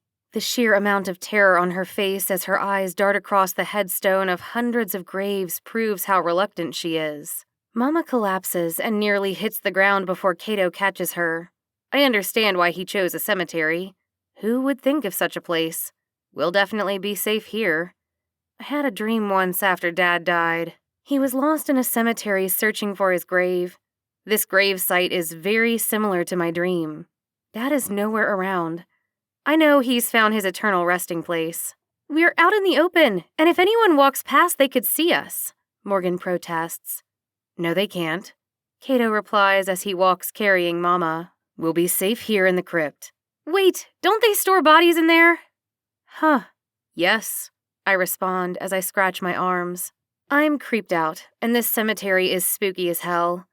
I'm not going in there, Morgan complains. She fears everything that goes bump in the night. Listen, I shake Morgan's hand while she constantly complains. This is probably the safest place. We will be fine. If you say so. She rolls her eyes, dropping my hand. She has an attitude now. I take a step forward, but the creaking of the steps into the crypt makes me tremble. Better keep it together. I can't let Morgan catch a clue I'm nervous. She'll race out of here like the Reaper is on her ass. We continue to follow Cato to the small stone structure with dirt and cobwebs in abundance. No one is concerned with the upkeep. He swings the enormous door open. It squeaks and groans. The door looks like it's 1,000 years old.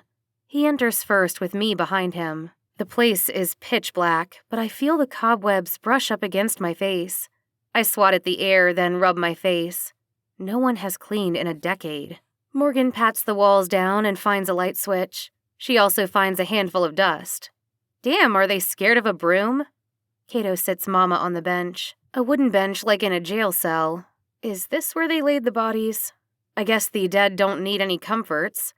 Cato is fast to work putting old boards up on the windows. Morgan and I take a seat on the old dusty desk next to the bench where Mama is. Her chest rises and falls, so I know she is alive. We have to keep her protected until we can find her shadow. The potent scent makes me cough. I'm not sure what it is, but it smells like cheap whiskey. I'm so ready to get back to Detroit and escape this nightmare, Morgan says as she takes her index finger and runs it across the desk. Then she dusts her hands on her shorts. This place is nasty, Morgan growls. Mama's legs slightly move and she coughs. I hop off the table and move closer to the bench. Mama? I tap her on the shoulder. What? She screams and her eyes buck open. She pops up on the bench, gasping with wide eyes. Where the hell are we? Calm down, I yell as angry panic forms on her face. We're in the cemetery, remember? Hell no, I don't remember. You don't understand. I've got to get out of here before she finds me. Cato lowers the board to the floor and walks over. Before who finds you, Jeanette? Andrea, she screams. Who else? Andrea will never find us here, Cato explains. Trust me, she is a powerful witch, and she will track us down here. I'll go to her and tell her what happened. I have some magical abilities as a warlock, and I have put magic safety all around this cemetery. I'm confident that no one will find us here. You're a regular jack of all trades, aren't you? Morgan says sarcastically with her nose in the air. My father was a great warlock before they murdered him. I know what I'm doing, Cato explains. There is a question that's burning me up, and I have to know or it will eat me alive. Is Prentice my father? And how did you get involved in darkness? I question Mama in a calm tone. I want answers, not an argument. You don't know Andrea very well, Mama says as she stands and turns her gaze to the door, totally ignoring the question I just asked. Hold on, Mama. There's something I need to ask you. My voice cracks as this morning's breakfast bubbles in my chest. She takes a seat on the bench. Sure. Maybe she didn't hear me. I promise. I won't get upset. I only want the truth. Yeah? She nods her head. I rub my hands together. They are moist and clammy. Is Prentice my father? I let it all out. She frowns as if she is disgusted. She scoffs. You wish Prentice was your father. You're not that lucky. I blink repeatedly, unable to process what she is saying. I'm nearly choking.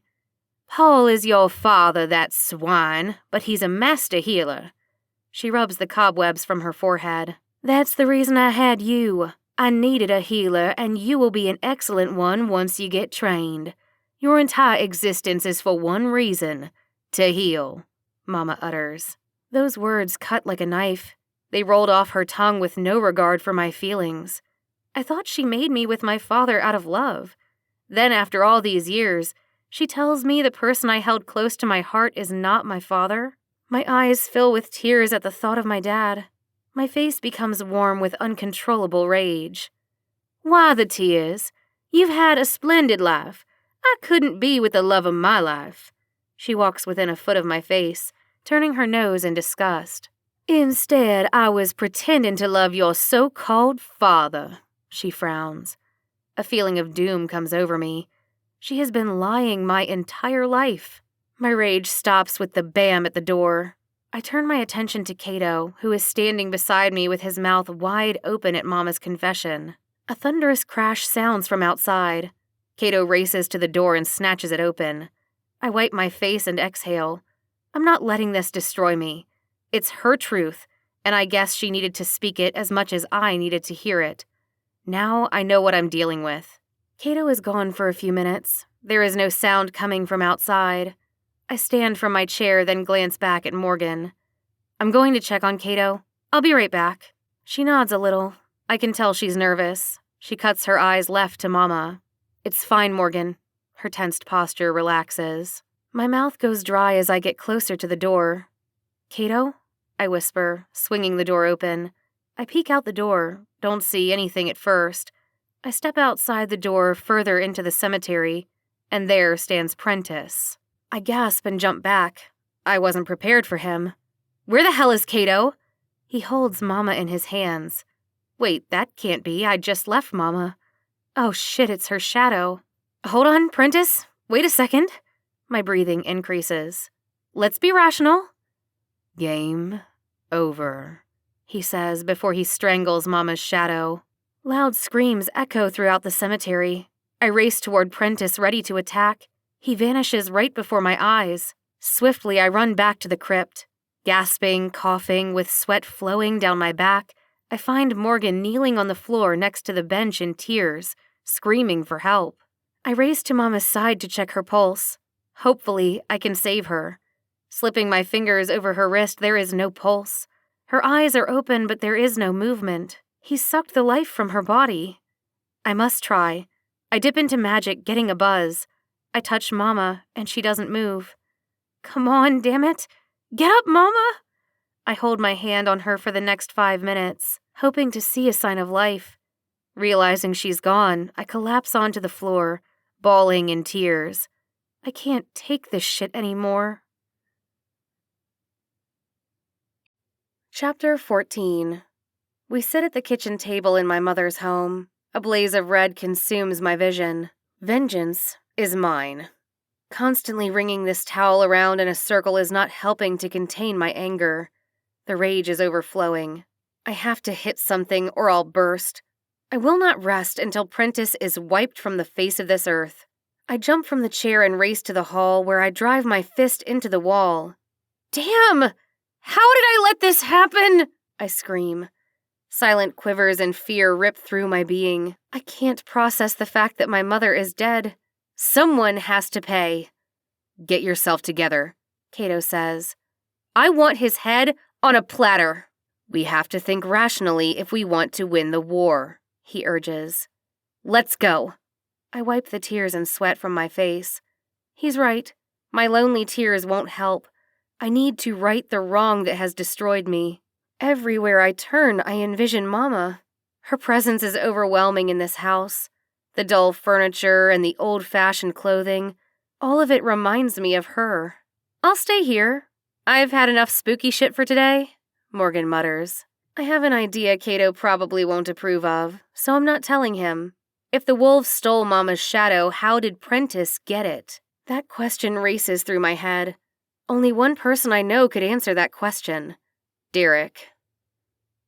We drive to the outskirts of the city to Derek's territory.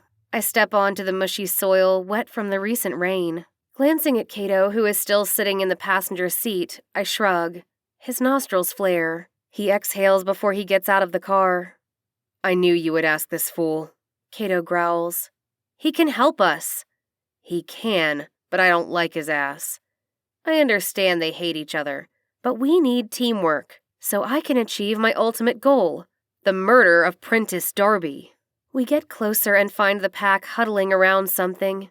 We continue searching, realizing that none of them are Derek. One wolf must have heard or smelled us coming. Quickly, he snaps his head up, putting his attention on me. Can I help you? He asks, shifting into a human. Stepping forward, Cato explains. We're here for Derek. Darting my gaze across the wolves' faces, I search for the wolf that snatched Mama's shadow. Lucky for him, I don't recognize anyone. I'm nervous, but I want answers. The conversation amongst the wolves ceases. 12 angry eyes glue themselves to me and Cato. I back up, moving closer to Cato. Oh shit. I hope they're not ready for a fight. I have no more energy today, other than to kick Prentice's ass. They step aside, exposing Derek sitting on the ground. He's in human form, with a large gash on his right shin. Are you okay? Stepping forward, I extend my hand. I can heal him. He moves away from me, avoiding contact. He stands to his feet. I'm fine. It's a minor cut. He growls as he limps away from the pack. Blood trickles down his leg. Come, let's take a walk. We walk a few hundred yards in the heat away from the pack to talk in private. Cato follows along. I inhale the scent of rain-drenched grass. It calms my nerves. What happened to your leg? I question. Andrea's pack of witches attacked me right before Prentice appeared. He pauses before he says, He stole your mother's shadow. Is that so? I fidget, trying not to run away crying. It wasn't my pack. It was the Alpha pack. I tried stopping them, he pleads, but your mom had done some devious things to them. He killed my mother, strangled the life right out of her. I didn't know. I'm so sorry. I really am, he says, a tense reaction glazing his face. He seems sincere, but I can't totally forgive him yet. He should have tried harder. A whistle rings out from the pack. I'm not sure what that meant, but Derek takes off, racing towards his pack. Within seconds, Andrea approaches me. That was an alarm putting Derek on alert that Andrea's here. I turn to walk away because I don't have any time for this bullshit. I have to find Prentice. Harmony, I come in peace. I need to talk to you, she explains. I narrow my gaze on Cato. She might have helpful information, Cato says. I nod, but she better make this quick. I perk my ears in the pack's direction. If they attack her, I'm out of here. She shuffles along until she's within inches of my face. Her wrinkled top and disarranged hair tell me she left in a hurry. Since I've been in New Orleans, she has been nothing less than well put together. I heard about Jeanette. I'm here to express my condolences. A sigh escapes her lips. And to tell you everything I know about Prentice. My face slides into a frown. I'm all ears. The reason Prentice is so powerful is witches like Jeanette collected tons of shadows for him. She cringes and scratches her head. We were forced to obey him and to work with him. She seems more alert, alive, like when I first met her. But in order for us to be free, and for everyone else to be free, our shadows have to be released. Her eyes widen. Our shadows are being held in an unknown location. Well, that makes my stomach palpitate. This shit is worse than I thought. I ignored the things she said before. Now she has my undivided attention. We need to band together, and this time kill Prentice. But then the gnawing voice in the back of my head chimes in. My father's voice, reminding me, don't trust anybody. Your enemy could be right under your nose. If I find Prentice, I'm sure I'll find many shadows. They'll be returned to their rightful owners. I twist to walk away. Wait, there's more, she calls. I brace myself before I turn around. Whenever someone says there's more, it's usually worse. I pivot around and she blurts out, "Prentice is a very ancient vampire. He's cursed by a powerful magic." Her eyes dart around. "The only reason they created you was to save him." Although it cut me deep, Mama already told me. The mage used the bloodlines of several creatures to enact this curse. The curse is that every single time Prentice dies, he comes back alive and is a little less evil than he was before. He and several others banded together to curse the lands to eliminate, or at the very least pause, the curse on Prentice. Her voice is slow but very convincing. It makes more sense than the lies Mama told. I rest my arm on my hip, exhausted from grief and confusion. Each land is cursed because of Prentice? I question. Yes. He's trying to remain alive for as long as he can this time. What happens if she heals all the lands? Cato asks. If you heal these lands, they sufficiently weaken Prentice. Then you can go in search of the shadows Prentice has collected. She shakes her head. Jeanette. The obvious pain on her face makes me realize she's grieving, like me. But be careful. Prentice has no regard for life, especially not yours. I'm Jeanette's daughter. Perhaps I can collect shadows. Why can't I go after Prentice's shadow? Prentice's shadow is put away for safekeeping. For a long time now. We are out of options and time. She snaps as though she is soulless. A blank stare appears on her face, and before I can walk away, I feel the pang of her fist pounding into my face. Chapter 15. Andrea scowls at me, then scuttles across the field while I hold my jaw. It stings, but I don't care about the punch. I'm trying to figure out how to heal as many of these cursed lands as possible. I puff air past my lips. Could I lose to Prentice? But what's life without a little danger? Cato races to my side. What happened? He questions me. Nothing. I grimace in pain. Why are you holding your jaw then? I shoot him a mean glare. He's a real smartass. Let's go. I have to figure out how to heal these cursed lands. All of them? Yes, all of them. I tighten the strap on my purse. I know how these lands are connected to Prentice now. Got an idea. Let's go back to Bourbon Street, he mutters. We make it back to Bourbon Street, and it's crowded and busy. It's the street that never sleeps. Since I'm fresh out of ideas, I have to go along with whatever idea Cato has. We walk across the sidewalks of broken gravel. I braced myself against a small tree. Be careful, Cato complains. They don't spend money on the upkeep of city streets. Gasping, I leap across a large opening in the earth's surface, and I land in front of a small shop. This can't be our destination. The noise of cars racing past and chattering people fall away, leaving me with the racing thoughts of Mama. The small shop reminds me of a hair salon. It even has that burnt hair scent. There are 4 people standing in front of the shop chit-chatting. I'm a little uneasy, absent-mindedly bouncing from foot to foot because they all look dark. Similar to Cato, but darker. I'm sure these are friends from his past. I thought he was finished with black magic. Guess not. A smirk sneaks on their faces. They recognize Cato and appear happy he's here. The smiles make them appear less dangerous. I don't care. I don't trust them. My muscles ache, and my sweat-drenched t-shirt clings to me. A part of me is exhausted. The other part of me wants to heal the lands now. You can use our system, Cato says. System? What is he talking about? He walks over to talk to the group as I stand 2 feet away. He whispers to them, and I wonder what they are talking about. A 5-point star is etched on the door of the shop. I'm not sure what it means, but I'm assuming it's a symbol for magic.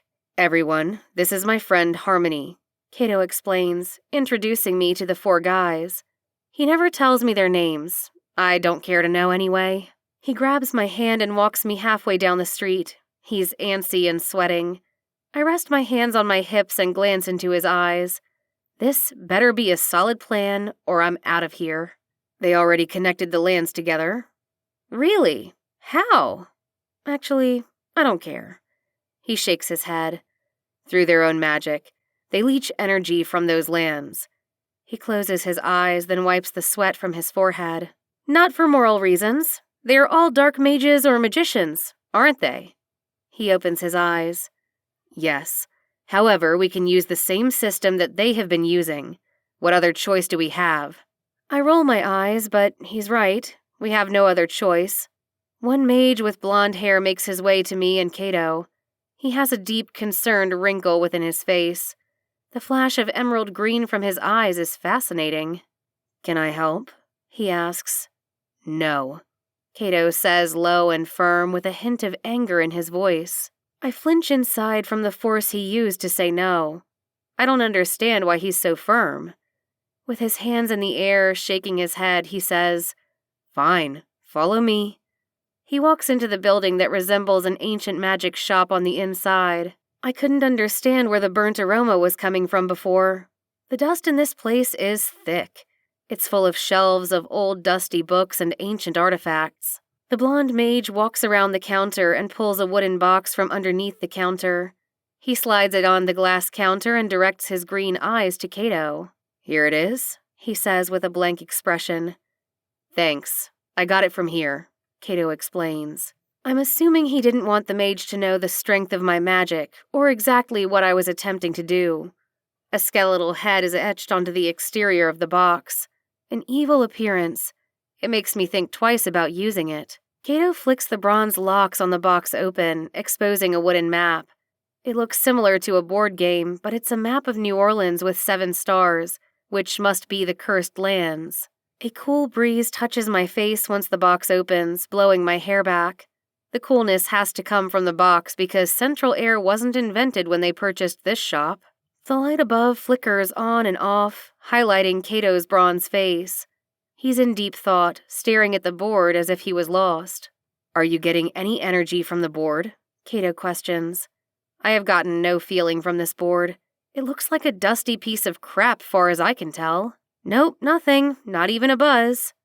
Pointing to the stars, he says, These are the cursed lands. We've been stealing energy for years. Maybe you stole all the energy. No, concentrate. Use your magic. He's right, I'm not trying. I close my eyes and try digging deep down into my magic. Then a little sparkle zips along my spinal cord. The energy of the board is dark and smoking hot. I jump back.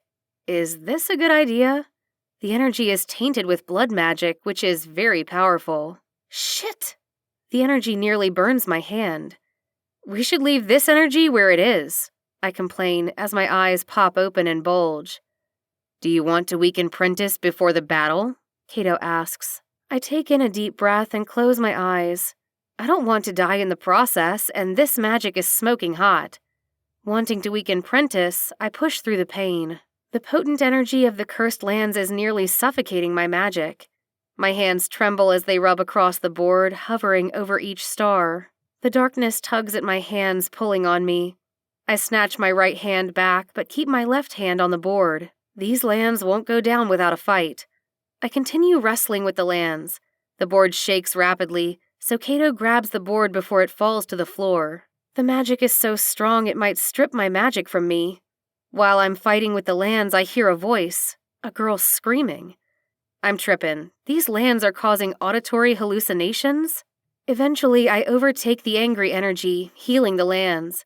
It takes nearly 10 minutes, but the energy is bright. Releasing my grip, I exhale. I've never seen so much dirty magic in my life. I thought Prentice was dark, but the combination of these cursed lands could overtake Louisiana. I twist from left to right, realizing I'm surrounded by the mages. Their faces are so vivid, as if they were raised from the dead.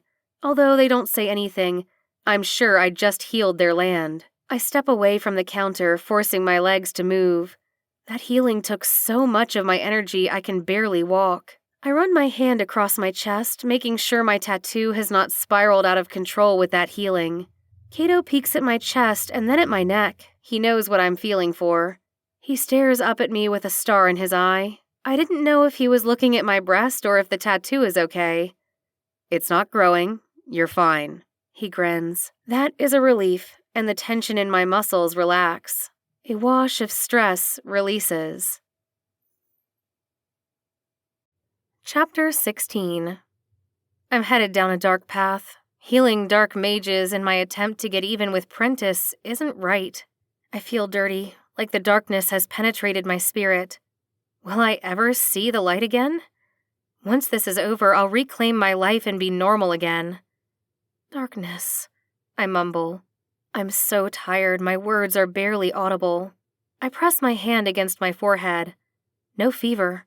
I'm so damn hot I thought I had an infection. Cato comes and rests his hands gently on my shoulder. As my mind stays fixed on the fact that I had crossed over to the wicked side, his cynical eyes lock on mine. You may have done some dark things, but you are not lost, he explains. He wraps his arm around me, then presses his lips against my cheek.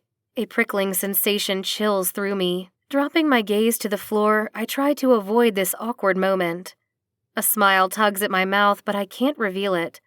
Even though I feel secure in his arms and welcome his kiss, I know this won't last long. Nothing lasts forever. I've endured too much pain. With the loss of my parents, I don't want to care about anyone now. I'm too afraid they will disappear from my life forever. I can't take any more devastation. Listen, you released a lot of energy healing those lands. His gaze flicks to the mages surrounding us. You've accomplished something no one else has, freeing the supernaturals out of their shackles, he explains. I know, but I'm hoping they use this for good and not bad, I whisper. Tilting my head up, I lift a crazed eyebrow at him. I'm expecting him to soothe my soul, give me validation that what I did was okay, and now I'm just a gigantic ball of nerves. All magic unleashed can turn dark. What they use the magic for is not your responsibility, he replies loud enough for his peers to hear. Don't feel bad for what you did, the tallest mage smiles. We will make you proud. I know there are more shadows hidden. I think they're in Detroit.